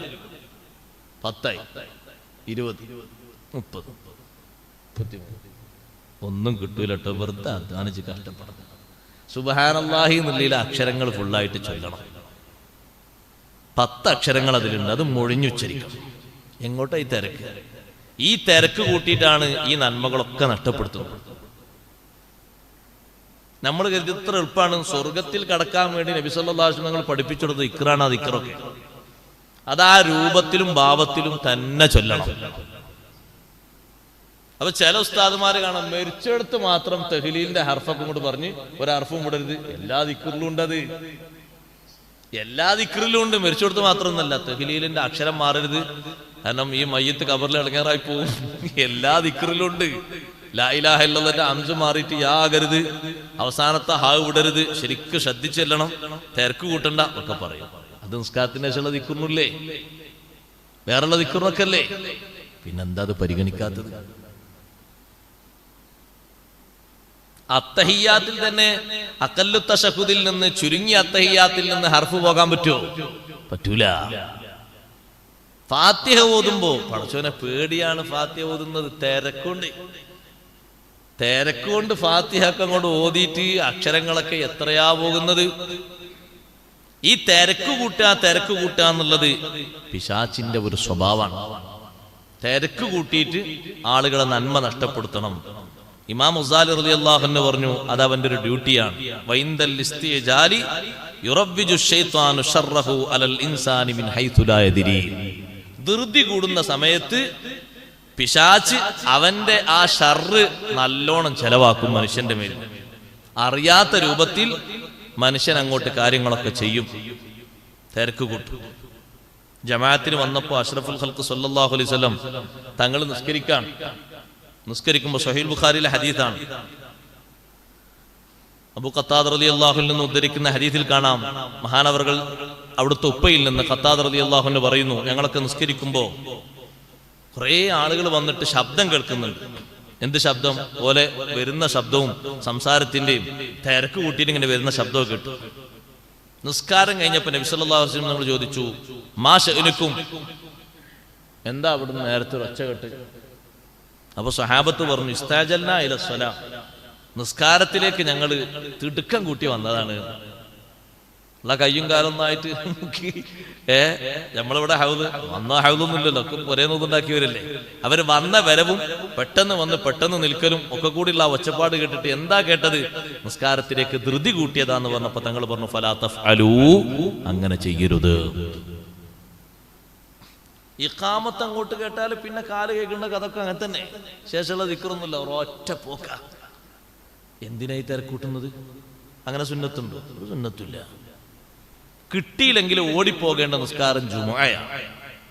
അത് നഷ്ടപ്പെടുന്നു കണ്ടാൽ ശരിക്കും നടന്നു പോയാൽ കിട്ടില്ല, കണ്ട ഓടിപ്പോണം, അത് നിർബന്ധം. ബാക്കിയുള്ള ഒറ്റ ജമാഅത്തിനും നടന്നു പോയാൽ മതി. തങ്ങൾ പറഞ്ഞില്ലേ, ഫഅലൈക്കും ബിസ്സക്കീന, സാവകാശം വന്നാൽ മതി, തിരക്കൂട്ടി വരണ്ട. ഫമാ അദ്റക്തും ഫസല്ലു വമാ ഫാതക്കും ഫാത്തിമു. കിട്ടുന്നത് ഇമാമിന്റെ കൂടെ നിസ്കരിക്കുക, നഷ്ടപ്പെട്ടത് പിന്നീട് പൂർത്തീകരിക്കുക. ഇവിടെ ഇഖാമത്ത് കൊടുത്തപ്പോഴേക്ക് അവിടെ നിസ്കാരത്തിന് വുളൂവിന്റെ ശേഷമുള്ള ദുആക്ക് ആർക്കുണ്ട് ദുആ? അത് വേറെ ഏതൊരു കൂട്ടർക്ക് വേണ്ടി അല്ലാഹു തആല ഇറക്കിയതല്ലേ. അങ്ങനെ ഇഖാമത്ത് കൊടുത്തില്ല, ഇനിയൊന്നും പറ്റൂലല്ലോ. ആര് പറഞ്ഞു ദുആ പറ്റൂല? കാമിലായി ഉളു എടുത്തിട്ട് വന്നിട്ട് കിട്ടുന്ന ഒരു റക്അത്താണോ? അത് മതി. ഉളു ചുരുക്കൽ നിർബന്ധമുള്ള അവസ്ഥയല്ല. ജമാഅത്ത് നഷ്ടപ്പെടുമെന്ന് കണ്ടാൽ ഉളു ഫർളിൽ ചുരുക്കൽ സുന്നത്തുണ്ട്, നിർബന്ധമല്ല. ഫർളായ കാര്യങ്ങൾ മാത്രം കഴുകിയിട്ട് വരൽ സുന്നത്താണ്. വക്ത് നഷ്ടപ്പെടും മുഴുവനായും കാമിലായ ഉളു എടുത്തെന്ന് കണ്ടാൽ അപ്പൊ ഉളു ഫർളിൽ മാത്രം ചുരുക്കിയിട്ട് പെട്ടെന്ന് ഉളു എടുത്ത് വരൽ നിർബന്ധമാണ്. അല്ലാതെ ഈ സാധാരണ അവസ്ഥയിലൊന്നും പെട്ടെന്ന് ഉളു എടുത്ത് നേർക്ക് നേരെ അതിന്റെ ഷർത്തും ഫർളും ശ്രദ്ധിക്കാതെ പോരേണ്ട ഒരു ആവശ്യമില്ല. തിരക്കുകൊണ്ടാണ് നഷ്ടപ്പെടുക. നിസ്കാരത്തിന് ശേഷം ശ്രദ്ധിച്ചാൽ പെട്ടെന്ന് മനസ്സിലാവും. ആയത്തുൽ കുർസി ഇമാം ഇങ്ങനെ ആ ശരിക്കും അതിന്റെ ആയത്തുൽ കുർസിയൊക്കെ ഓതി തീരുമ്പോഴേക്ക് ആളുകൾ കാത്തിരിക്കാണ്. എന്താ മൂപ്പര് സുബ്ഹാനല്ലാഹ് പറയാത്തത്? ഇയാൾക്കെന്തോ ഒരു തിരക്കില്ലേ? നീ എവിടേക്ക് തിരക്ക്? എങ്ങോട്ട് പോകാനാ തിരക്ക്?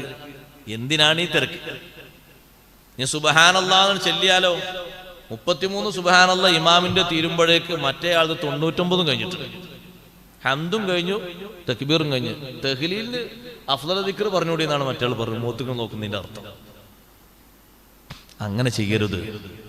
മാല മറിക്കുന്നത് കൊണ്ട് മാത്രം ഇതൊക്കെ എണ്ണി കണക്കാക്കുന്ന അങ്ങനെയും കരുതണ്ട. അങ്ങനെ ഇല്ല. മാല എങ്ങനെയാണ് ശ്രീലൻ മറിച്ചാൽ ഒക്കെ അങ്ങനെ ഉണ്ട് എഴുതിക്കോളും. അങ്ങനെ തത്വമൊന്നുമില്ല. ദാക്കിരീങ്ങളിൽപ്പെട്ട ആളുകൾ, സദാ ദിക്റിൽ മുഴുകിയ ആളുകൾ, അവര് ദിക്റ് ചൊല്ലുന്ന സമയങ്ങൾ അല്ലാത്ത സമയത്ത് പതിവ് ദിക്റിലുന്നവരാണ്. മാലങ്ങനെ മറിച്ചാൽ ആ സമയത്തുള്ള ദിക്റ് ആ മറിക്കല് ദിക്റിൽ പരിഗണിക്കപ്പെടുന്നുണ്ട്. അല്ല നമ്മൾ നിസ്കാരത്തിന് ശേഷം ഇങ്ങനെ 99 കണക്കാക്കി മറിക്കുന്ന മറിയെ പറ്റിയല്ല പറഞ്ഞേ. തിരക്ക് കൂട്ടരുത്. തിരക്ക് കൂട്ടേണ്ട കാര്യങ്ങളിലോ അതിന് തിരക്കുമില്ല. നിസ്കാരം കഴിഞ്ഞിട്ട് മദീനത്തെ പള്ളിയിൽ നബി സല്ലല്ലാഹു അലൈഹി വസല്ലം നോക്കുമ്പോ നിസ്കാരം ഇങ്ങനെ കഴിഞ്ഞിട്ട് ഇമാം തുർമുദി തങ്ങൾ റിപ്പോർട്ട് ചെയ്യുന്ന ഹദീസാണ്. നിസ്കാരം കഴിഞ്ഞിട്ട് ഒരാൾ ദുആ അല്ലാഹുമ്മ ഗഫിർലി വർഹംനി വജ്ബുർനി വഹ്ദിനി ഇങ്ങ് പോയി. അപ്പൊ നബി സല്ലല്ലാഹു അലൈഹി വസല്ലം തങ്ങൾ പറഞ്ഞു അജിൽത അയ്യുഹൽ മുസല്ലി, ഓ നിസ്കാരക്കാരാ ബിസി ആയി പോയല്ലോ, തിരക്കായി പോയല്ലോ. ഹംദ് ചൊല്ലാൻ നിനക്ക് നേരല്ല, സ്വലാത്ത് ചൊല്ലാനും നിനക്ക് നേരല്ല. തുടക്കത്തിലും വേണം ഹംദും സ്വലാത്ത്, പ്രാർത്ഥനയുടെ ഒടുക്കത്തിലും വേണം. തങ്ങൾ പറഞ്ഞു കൊടുത്തു ഇദാ സ്വല്ലൈത, നിസ്കാരം കഴിഞ്ഞിട്ട് ഫഖഅത, നീ ഇരിക്കുകയാണെങ്കിൽ പ്രാർത്ഥിക്കണ്ടേ. ഫഹ്മദില്ലാഹ ബിമാ ഹുവ അഹ്ലു, അല്ലാഹു തആലാക്ക് ചെയ്യേണ്ട ഹംദ് നീ ചെയ്യണം. വസല്ലി അലയ്യ, എനിക്ക് നീ സ്വലാത്ത് ചൊല്ലണം. സുമ്മ ദുഉഹു, പിന്നെ അല്ലാഹുവോട് ദുആർക്കണം. നല്ല ദുആനല്ലേ ദുആ അല്ലാഹുമ്മ ഗഫിർലി വർഹംനി. നാ ഒറ്റടിക്ക് പോരാ. റബ്ബനാ ആതിനാ ഫിദ് ദുനിയാ ഹസന എന്ന് മാത്രം പോരാ. അതിന്റെ മുമ്പ് ആ ഒരു ദുആ മതി. പക്ഷെ അതിന്റെ മുമ്പ് ഹംദും സ്വലാത്തും വേണം, ശേഷവും വേണം ഹംദും സ്വലാത്തും. ഇതിങ്ങനെ പറഞ്ഞു കൊടുത്തു. സുമ്മ സ്വല്ല ആഖിറു, വേറൊരാൾ വന്ന് നിസ്കരിച്ചു. നിസ്കാരം കഴിഞ്ഞിട്ടതാ ഹംദും സ്വലാത്തും ചൊല്ലിയിട്ട് ഇങ്ങനെ ദുആർക്കുമ്പോൾ നബി സല്ലല്ലാഹു അലൈഹി വസല്ലം കേൾക്കാണ് ആ ദുആ. തങ്ങൾ പറഞ്ഞു അയ്യുഹൽ മുസല്ലി, ഓ നിസ്കാരക്കാരാ, ഉദ്ഉ, ദുആർന്നോളൂ, എത്രയും ദുആർന്നോളൂ, തുജബ്, ഉത്തരം നൽകപ്പെടും. കാരണം തിരക്കില്ലാതെ പരിഗണിക്കേണ്ടതൊക്കെ പരിഗണിച്ച ദുആയാണ് നിങ്ങളുടെ ദുആ. അതുകൊണ്ട് അതിന് ഉത്തരം ഉണ്ടാവും. അതേപോലെ തന്നെ ചിലപ്പോണ്ട് തൗബ എന്നുള്ളതിന്റെ പേരിൽ ഒരു കാക്കത്തോബ് നടക്കാണ്. തൊള്ളോണ്ട് മാത്രമുള്ള ഒരു പറച്ചിൽ. അതല്ലല്ലോ സത്യത്തിൽ തൗബ. തൗബ എന്ന് പറഞ്ഞാൽ ഇങ്ങനെ ഒരു നാവ് കൊണ്ടുള്ള പറച്ചിൽ മാത്രം. നാവ് കൊണ്ട് പറഞ്ഞില്ലെങ്കിലും തൗബ കിട്ടും. നാവല്ല തൗബന്റെ അടിസ്ഥാനം. ആരോ പറഞ്ഞു നാവാ തൗബന്റെ അടിസ്ഥാനം? തൗബന്റെ അടിസ്ഥാനം മഹാന്മാരെ പഠിപ്പിച്ചത് എന്താ? ഉതുലുബ് മതാബം ബിന്നദാമതി മുഖ്ലിഅ വബിഅസ്മി തർക്കി ദംബി ഫീമസ്തഖ്ബലാ. നദാമത്ത് ഖേദം, അത് നാവുന്നല്ല ഖൽബിന്നാണ് ഖേദം. പള്ളിയിൽ വന്ന ഒരു അറാബി, നബി സല്ലല്ലാഹു അലൈഹി വസല്ലം പള്ളിയിൽ വന്ന ഒരു അറാബി, അയാളങ്ങനെ നിസ്കാരം കഴിഞ്ഞിട്ട് പറയുന്നുണ്ട് അല്ലാഹുമ്മ ഇന്നി അസ്തഗ്ഫിറുക വഅതൂബു ഇലൈക്, അല്ലാഹുമ്മ ഇന്നി അസ്തഗ്ഫിറുക വഅതൂബു ഇലൈക്, അല്ലാഹുമ്മ ഇന്നി, ഇങ്ങനെ പറയുന്നുണ്ട്. ഇതിങ്ങനെ കേട്ടിട്ട് അലി റളിയല്ലാഹു അൻഹു ഇങ്ങനെ നോക്കി, അറാബിയുടെ ഒരു നോട്ടം നോക്കി. അറാബി പറഞ്ഞത് തെറ്റൊന്നല്ല. എന്താ പറഞ്ഞത്? അല്ലാഹുമ്മ ഇന്നി അസ്തഗ്ഫിറുക വഅതൂബു ഇലൈക്, അല്ലാഹുമ്മ ഇന്നി അസ്തഗ്ഫിറുക വഅതൂബു ഇലൈക്, അല്ലാഹുമ്മ ഇന്നി അസ്തഗ്ഫിറുക വഅതൂബു ഇലൈക്, ഇങ്ങനെ പറയുന്നുണ്ട്. അങ്ങനെ പറഞ്ഞ് കഴിഞ്ഞപ്പോ അറാബിനെ വിളിച്ചിട്ട് അലി റളിയല്ലാഹു അൻഹു പറഞ്ഞു ഇന്ന സുർഅത്തൽ ലിസാനി ബിൽ ഇസ്തിഗ്ഫാരി തൗബത്തുൽ കദ്ദാബീന. നാവോട് ഇങ്ങനെ വേഗത്തിൽ ഇങ്ങനെ ഇസ്തിഗ്ഫാർ ചെയ്യുന്ന പരിപാടിയില്ലേ, അത് കദ്ദാബീങ്ങളെ തൗബയെന്ന്, കള്ളന്മാരെ തൗബ. നീ ഇപ്പൊ കാണിച്ച തൗബയില്ലേ വതൗബതുക ഹാദിഹി തഹ്താജു ഇല തൗബ, ഈ തൗബക്ക് വേറെ തൗബ ചെയ്യേണ്ടി വരും. ഇപ്പൊ ചെയ്തേ, കാരണം ഇത് വെറും നാവുകൊണ്ടുള്ള ഇങ്ങനെ അടിച്ച് മിന്നി പറയലാണ്. അപ്പൊ അറാബി ചോദിച്ചു, യാ അമീറുൽ മുഅ്മിനീൻ വമാ ഹിയ തൗബ, എന്താണ് അമീറുൽ മുഅ്മിനീൻ തൗബ എന്ന് പറഞ്ഞാൽ? മഹാനവർകൾ പറഞ്ഞു, തൗബക്ക് 6 ആശയങ്ങൾ പറഞ്ഞു തരാം. അത്തൗബത്തു ഇസ്മുൻ യഖഉ അലാ 6 മആൻ, 6 അർത്ഥങ്ങളുടെ മേൽ തൗബ സംഭവിക്കും. 1 അലൽ മാളി മിനദ്ദുനൂബി ബിന്നദാമ, കഴിഞ്ഞുപോയ പാപങ്ങളിൽ ഖേദമുണ്ടാകണം. ഒന്നാമത്തെ അർത്ഥം അതാണ്, കഴിഞ്ഞുപോയ പാപങ്ങളിൽ ഖേദം. അത് നിന്റെ നാവിലല്ല, നാവുകൊണ്ട് ഏറ്റു പറഞ്ഞിട്ട് മനസ്സിന് ഖേദമുണ്ടോ? ശരി, പക്ഷേ നിന്റെ വേഗത കാണുമ്പോൾ ആ വേഗതയിലേക്ക് നിന്റെ മനസ്സെത്തിയിട്ടില്ല. അലി റളിയല്ലാഹു അൻഹു അത് വെറും നാവിന്റെ പണിയാണ്. നീ തൗബയാണ് ഉദ്ദേശിച്ചതെങ്കിൽ അത് പോരാ, മനസ്സിൽ ഖേദം വേണം. അതുപോലെ തന്നെ നഷ്ടപ്പെട്ട ഫർളുകൾ വീണ്ടെടുക്കണം. നഷ്ടപ്പെട്ട ഫർളുകളില്ലേ, അതൊക്കെ വീണ്ടെടുക്കണം. നോമ്പ്, നിസ്കാരം, സക്കാത്ത്, എന്തെല്ലാം ഫർളുകളുണ്ട് നഷ്ടപ്പെട്ടത്, വീണ്ടെടുക്കണം. അതൊക്കെ ചെയ്യണം. നിസ്കാരം മടക്കാതെ തൗബ, നിസ്കാരം കുറെ പെരടിയിൽ വെച്ചിട്ട് തൗബ, അല്ലാഹു തആല അങ്ങോട്ട് പുറത്തു വന്നിട്ട് ശരിയാക്കുന്നു, അത് വീട്ടണം. റദ്ദുൽ മലാലിം, ബാധ്യതകൾ തിരിച്ചു കൊടുക്കണം. ഇതെല്ലാം ബാധ്യതകളുണ്ട് പെരടിയിൽ കൊടുക്കേണ്ടത്, പല ബാധ്യതകളുണ്ട്. അല്ലാഹു ഒക്കെ പൂർത്തീകരിച്ചു തരട്ടെ, ഇതൊക്കെ പൂർത്തീകരിച്ചു കൊടുക്കണം.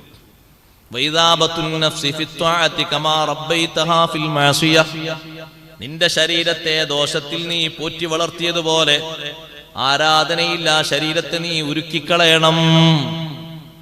നിന്റെ ശരീരത്തിന് നീ സൗന്ദര്യമാക്കിയത്, നിന്റെ ശരീരത്തിന് നീ പരിശീലിപ്പിച്ചത് മഅസിയത്താണ്, കുറ്റമാണ്. അതിന് നേരെ മറുപുറം ഇനി നിന്റെ ശരീരത്തെ നീ ഉരുക്കി വാർത്തിയെടുക്കേണ്ടത് ത്വാഅത്തിലാണ്, ആരാധനയിലാണ്, പുണ്യകർമ്മങ്ങളിലാണ്. 5ാമത്തെ ആശയം വൈദാഖതുഹാ മറാറത്ത ത്വാഅതി കമാ അദഖതഹാ ഹലാവത്തൽ മാസിയ, നിന്റെ ശരീരത്തിന് ദോഷത്തിന്റെ മധുരം നീ നൽകിയതുപോലെ ആരാധനയുടെ കയ്പ് നീ രുചിപ്പിക്കണം. ആരാധനയുടെ കയ്പ് എന്ന് പറഞ്ഞാൽ പ്രതിസന്ധി ഘട്ടങ്ങളിൽ ദേഹേച്ഛയെ പിടിച്ചു വെച്ച് ശരീരത്തെ പിടിച്ചു കൊണ്ടുവന്ന് ആരാധനക്ക് തപസ്സിരുന്നു. അതാ പറഞ്ഞത്. നല്ല തണുപ്പാണ്, ഉറങ്ങാൻ നല്ല സുഖമാണ്. കാമിലായ ഉളു എടുത്ത് നേരത്തെ എണീറ്റ് നിസ്കരിക്കുന്നതോടൊപ്പം ജമാഅത്തിന് തന്നെ പോവുക, തണുപ്പ് സഹിച്ചു.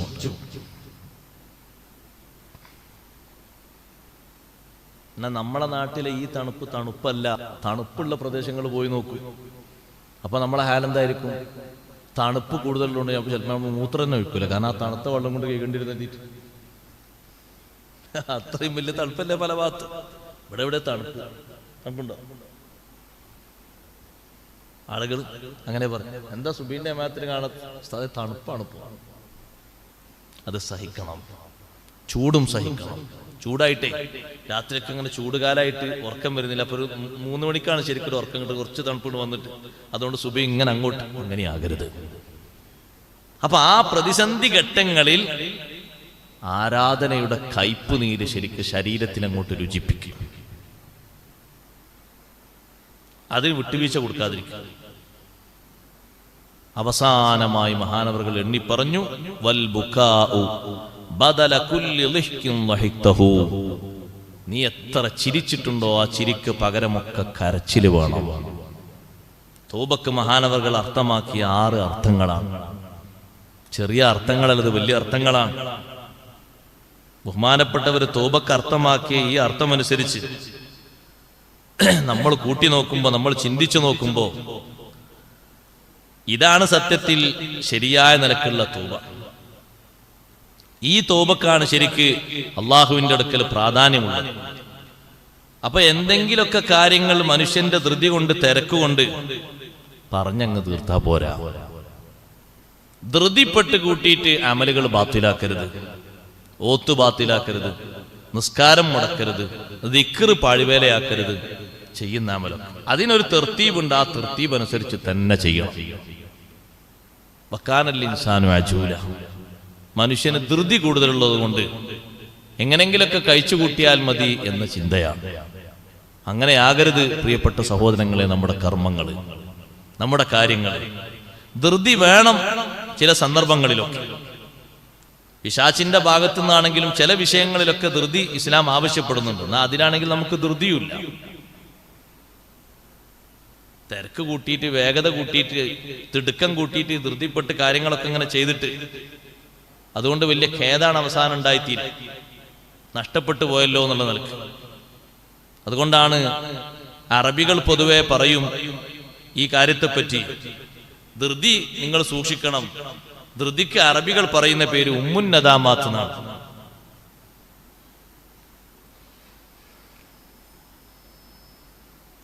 ബഹുമാനപ്പെട്ട സയ്യിദ് വർഗ്ഗ എത്തി. ഇൻഷാ അല്ലാഹ് കുറച്ച് നേരം കഴിഞ്ഞ് നമ്മുടെ സദസ്സിലേക്ക് വരും. ഉമ്മുന്നദാമാത്ത്, ദുഃഖങ്ങളുടെ, ഖേദങ്ങളുടെ മാതാവ്, ദുഃഖങ്ങളുടെ മാതാവ്. അതെങ്ങനെയാ ദുഃഖങ്ങളുടെ മാതാവാകുന്നത്? പെട്ടെന്ന് ചെയ്തിട്ട് അങ്ങനെ പറയണ്ടില്ലേന്നല്ലേ, അങ്ങനെ ചെയ്യേണ്ടില്ലായിരുന്നു, പിന്നെ ഖേദിക്കാം. പെട്ടെന്നായപ്പോ നമ്മൾ അങ്ങനെ പറഞ്ഞുപോയി, പെട്ടെന്നായപ്പോ നമ്മൾ അങ്ങനെ ചെയ്തു പോയി, അങ്ങനെ വേണ്ടില്ലായിരുന്നു. അവസാനം വരുന്നത് എന്താ? നദാമത്ത്, ഖേദാണ്. അതുകൊണ്ടാണ് അതിന് ഉമ്മുന്നദാമാത്ത്, ഖേദങ്ങളുടെ മാതാവ് എന്ന് പേര് വെച്ചത്. എന്നാ ചില വിഷയങ്ങളിൽ ധൃതി പരിഗണിക്കണം. അതേതാ?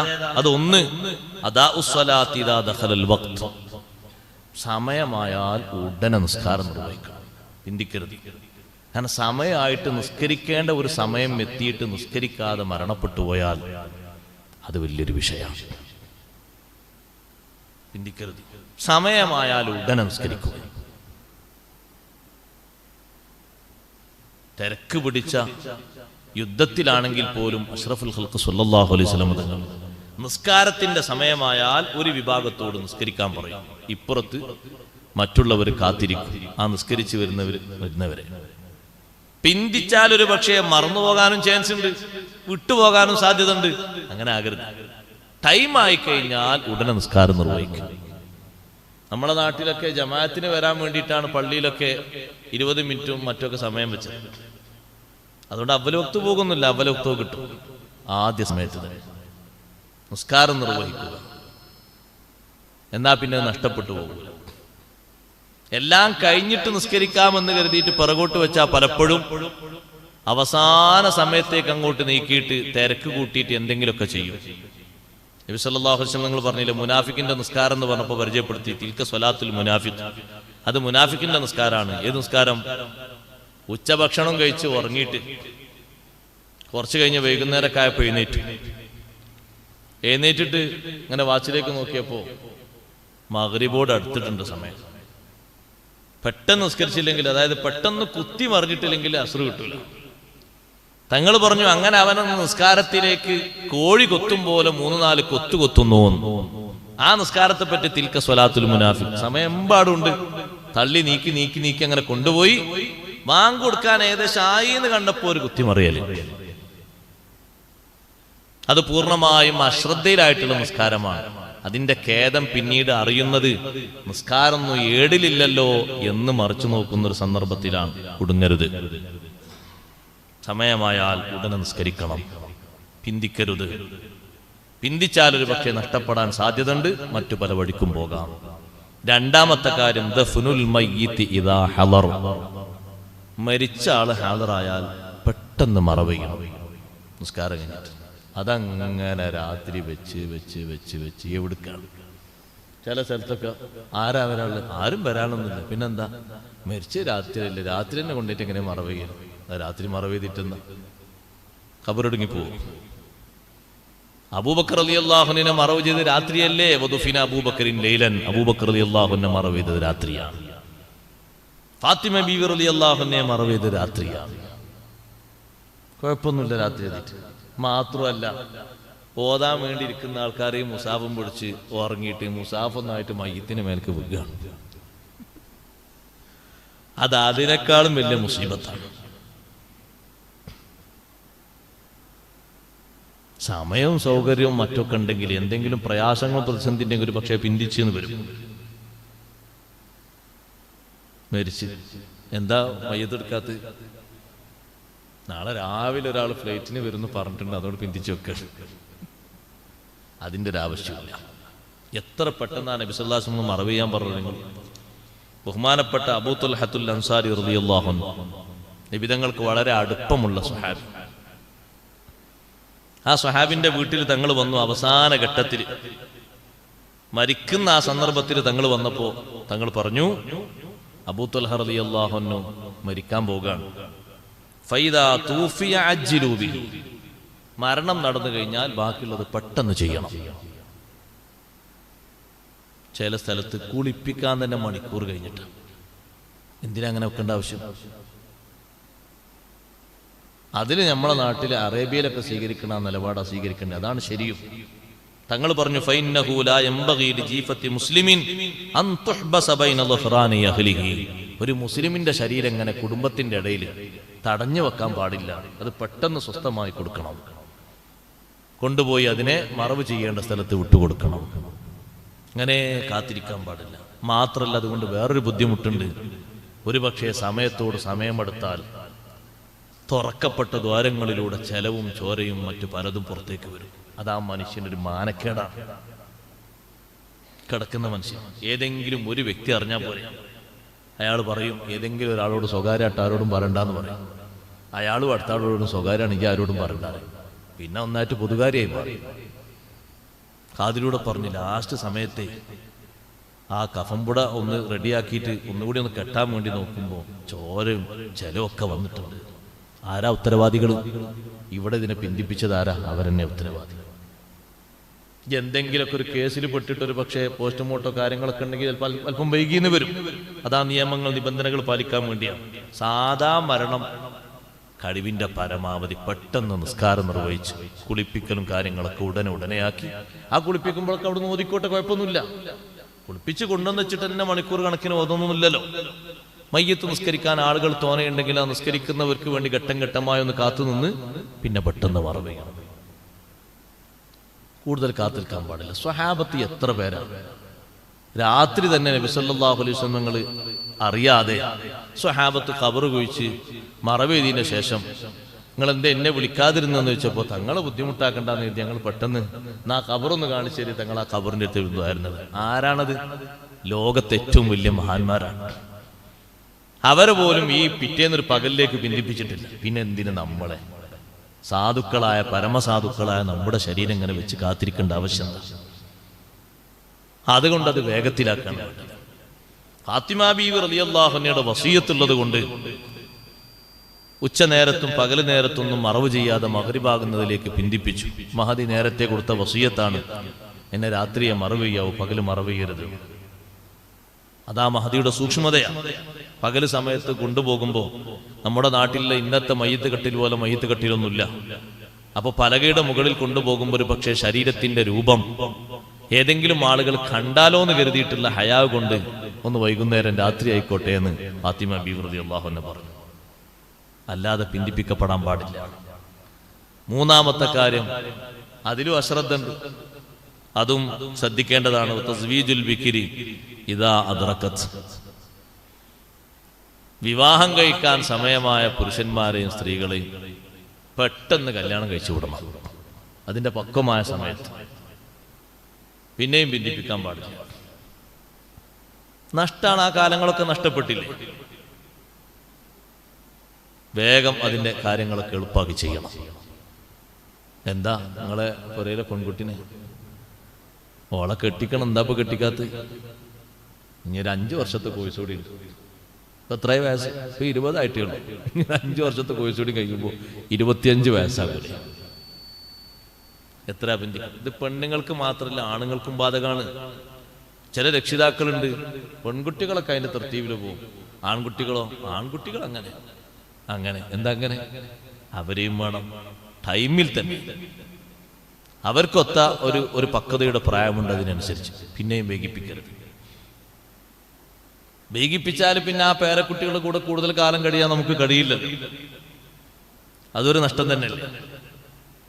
ബഹുമാനപ്പെട്ട അലി ബിൻ അബി ത്വാലിബ് റളിയല്ലാഹു അൻഹു ഫാത്തിമ ബീവി റളിയല്ലാഹു അൻഹയെ കല്യാണം കഴിക്കുമ്പോൾ അലി റളിയല്ലാഹു അൻഹു എത്ര വയസ്സ്? 21 വയസ്സ്.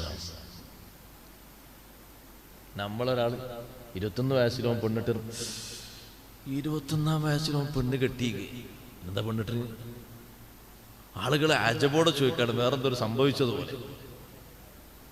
അതിന് കാര്യവും ശേഷിയും ഒക്കെ ഉണ്ടെങ്കിൽ വൈകിക്കേണ്ട ആവശ്യമൊന്നുമില്ല.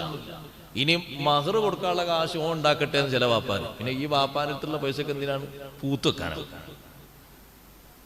അയാൾക്ക് ചെലവ് കൊടുക്കാനും മഹർ കൊടുക്കാനുള്ള കാര്യം ശേഷിയൊന്നും എത്തിയിട്ടില്ലെങ്കിൽ ഇവിടെ കിടക്കുന്ന അക്കൗണ്ടിലുള്ള ആ പണക്കണ് വലിച്ചെടുക്കട്ടെ. അതുകൊണ്ട് മഹർ കൊടുക്കട്ടെ, ജോലി എത്തുന്ന സമയം വരെ വല്യാപ്പ ചെലവണ് കൊടുക്കട്ടെ. എന്താ അതിന് കുറവ്? ഇനിയിപ്പോ അങ്ങനെ 10 കൊല്ലമായിട്ട് ജോലി എത്തിയില്ലാന്ന് നോട്ടിയോ കിട്ടേ അളങ്ങനെ നിൽക്കുക ഒരു മരമായിട്ട് എങ്ങനെ? പിന്നെ അള്ളാഹുത്തേല ഈ വാപ്പ് കൊടുത്ത സ്വത്തെന്തിനാ? അത് ഉപയോഗപ്പെടുത്തിയിട്ട് കാര്യങ്ങൾക്ക് വേണ്ടി ഉപയോഗപ്പെടുത്താനുള്ളതാണ് സമ്പത്ത് എന്ന് പറഞ്ഞത്. ആവശ്യ നേരങ്ങൾക്ക് വേണ്ടി ഉപയോഗപ്പെടുത്താനുള്ളതാണ്.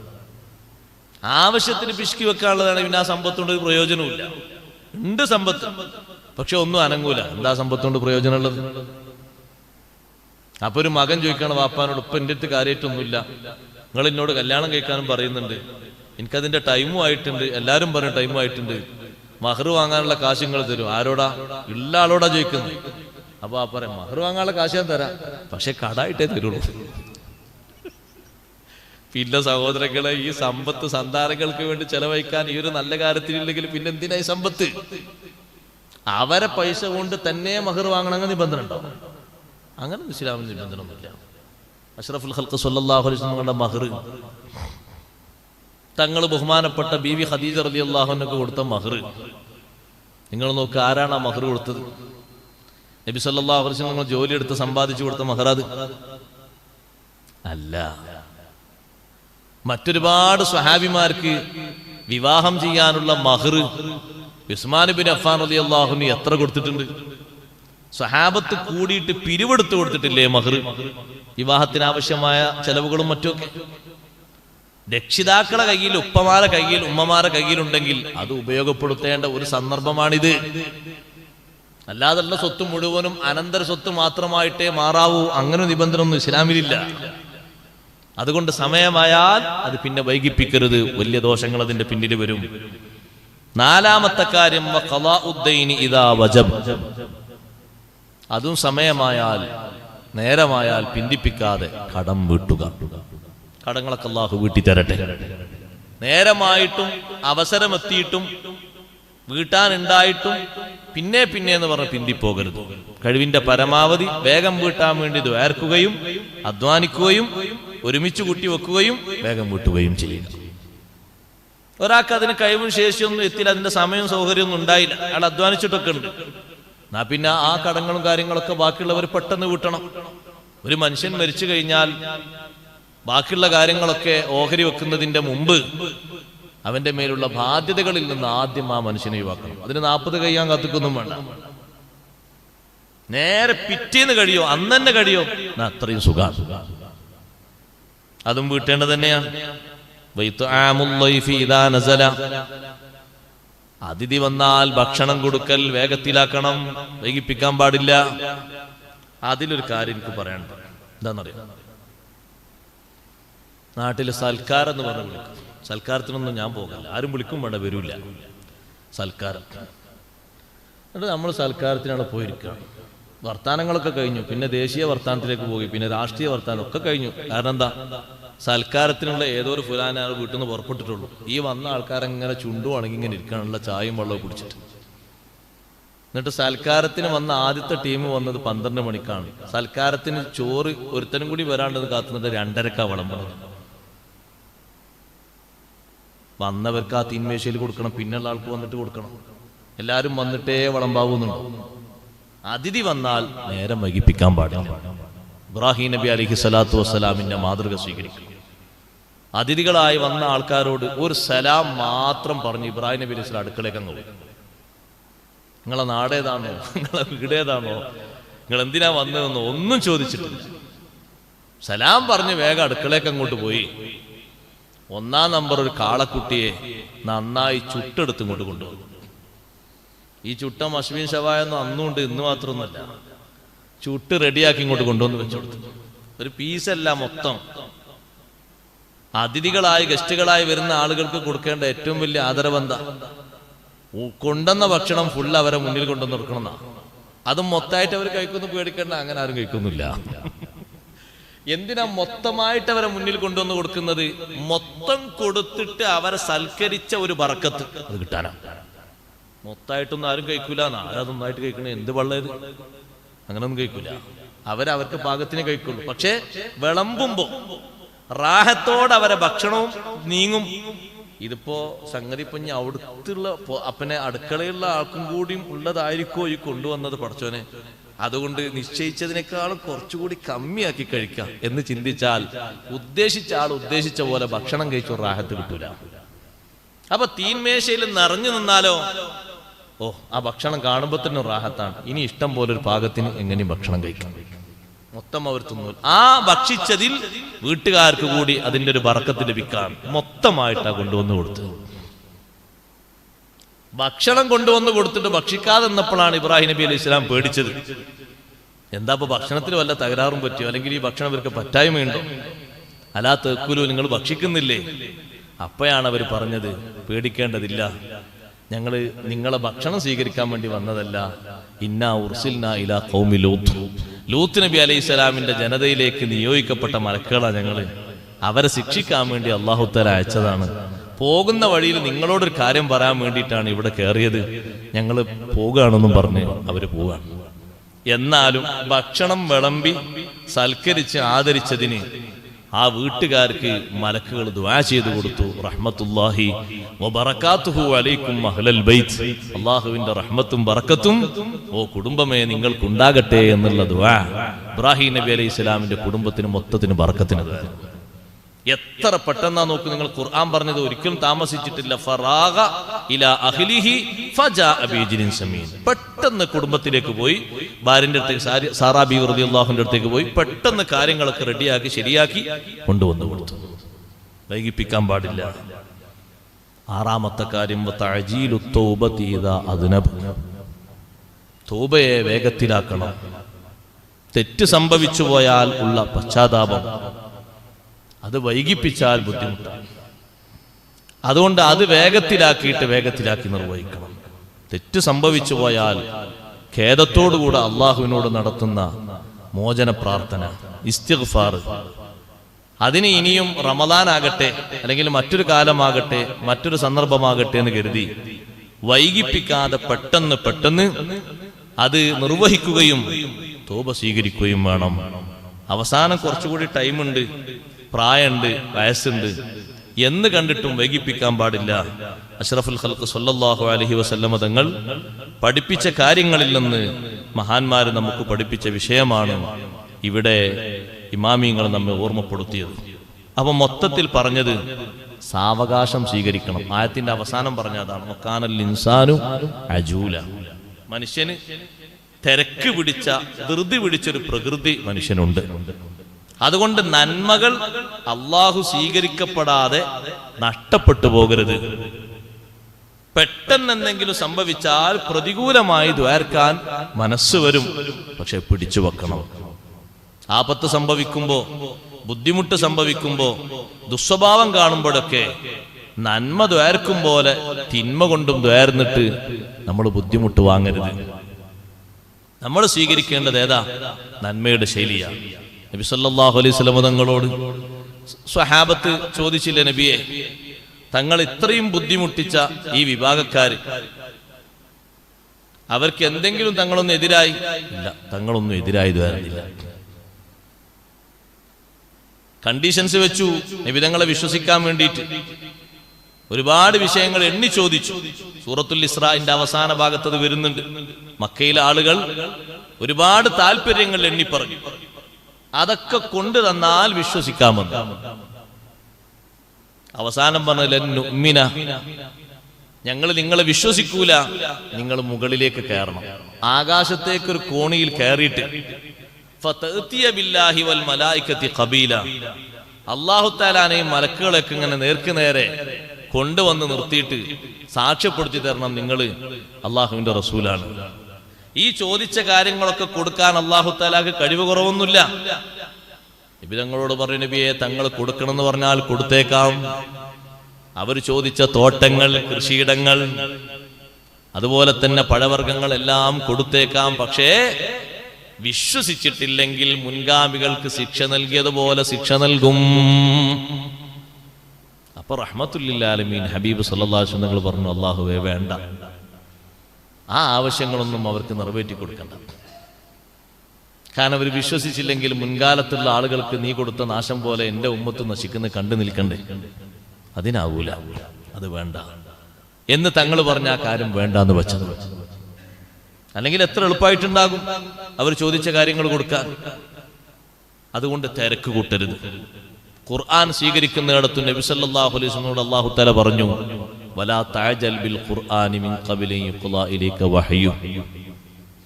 വഹ്യ് തീരുന്നതിന്റെ മുമ്പ്, ജിബ്രീൽ അലൈഹിസ്സലാം വന്ന് വഹ്യ് പറഞ്ഞു തീരുന്നതിന്റെ മുമ്പ് തങ്ങൾ ധൃതിപ്പെട്ട് ഖുർആൻ പെട്ടെന്ന് ഓതി നോക്കണ്ട. മറന്നുപോകൊന്നുമില്ല, അങ്ങനെ തങ്ങൾ മറക്കുന്ന വിഷയമൊന്നുമില്ല. ജിബ്രീൽ അലൈഹിസ്സലാം വന്ന് ഓതി തന്നാൽ അത് തങ്ങളെ ഖൽബിൽ അങ്ങ് സ്ഥിരപ്പെടും, പിന്നെ അതിന് മാറ്റമൊന്നും ഉണ്ടാകില്ല. തങ്ങൾക്ക് എന്തെങ്കിലും പ്രയാസങ്ങൾ തോന്നുന്നുണ്ടോ, എന്നാ തങ്ങൾ റബ്ബി സിദ്നി ഇൽമ എന്ന ദുആ എപ്പോഴും അധികരിപ്പിച്ചാൽ മതി. തിരക്ക് കൂട്ടരുത്. വഹി ഇറങ്ങുന്ന സമയത്ത് നബി സല്ലല്ലാഹു അലൈഹി വസല്ലം തങ്ങൾ താല്പര്യപ്പെട്ടുകൊണ്ട് ആ വഹിയെ ഓർമ്മിക്കാൻ വേണ്ടി നാവിങ്ങനെ അനക്കുമ്പോഴാണ് അല്ലാഹു തആല പറഞ്ഞത്, ലാ തുഹർരിക് ബിഹി ലിസാനക ലിതഅജല ബിഹി. ധൃതി കാണിച്ചുകൊണ്ട് തിരക്ക് കൂട്ടിയിട്ട് നബിയെ നാവനക്കരുത്. എന്തേ? തങ്ങളെ മനസ്സിൽ ഖുർആൻ നമ്മളങ്ങ് ഒരുമിച്ച് കൂട്ടിത്തരും, നമ്മളങ്ങ് ഓതിത്തരും ജിബ്രീൽ അലൈഹിസ്സലാമിലൂടെ. പിന്നെ മറന്നുപോകുന്ന വിട്ടുപോകുന്ന ഒരു വിഷയവും ഇല്ല. അതുകൊണ്ട് തിരക്കായി പോയിട്ട് മറന്നുപോയിട്ട് കാര്യങ്ങൾ അങ്ങനെ ആയിപ്പോകും എന്ന് തങ്ങൾ കരുതേണ്ടതില്ല.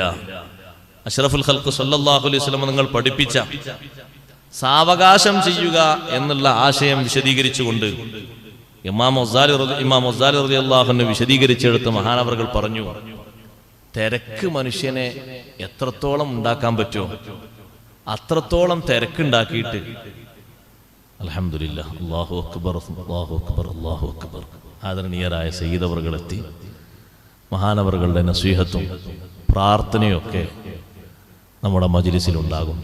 കഴിഞ്ഞ വർഷവും മറ്റുമൊക്കെ നമ്മുടെ സദസ്സിൽ വന്ന് പ്രാർത്ഥനകൾക്ക് നേതൃത്വം നൽകി നിർദ്ദേശങ്ങൾ തന്ന ബഹുമാനപ്പെട്ട സയ്യിദ് അവറുകൾ ഓരോ ദിവസവും ഓരോ വ്യത്യസ്ത പരിപാടികളിൽ സംബന്ധിച്ച് വിശുദ്ധ ദീനിന് വേണ്ടി ഒരുപാട് കാര്യങ്ങൾ നമ്മുടെ സമൂഹത്തിന് എന്നേക്കും ഉപകാരപ്പെടുന്ന രീതിയിലുള്ള പ്രവർത്തനങ്ങൾക്ക് നേതൃത്വം നൽകി സജീവമായി പ്രവർത്തിച്ചുകൊണ്ടിരിക്കുന്നു. അല്ലാഹു തആല അവിടുത്തെ ആഫിയത്തുള്ള ദീർഘായുസ്സ് നൽകട്ടെ.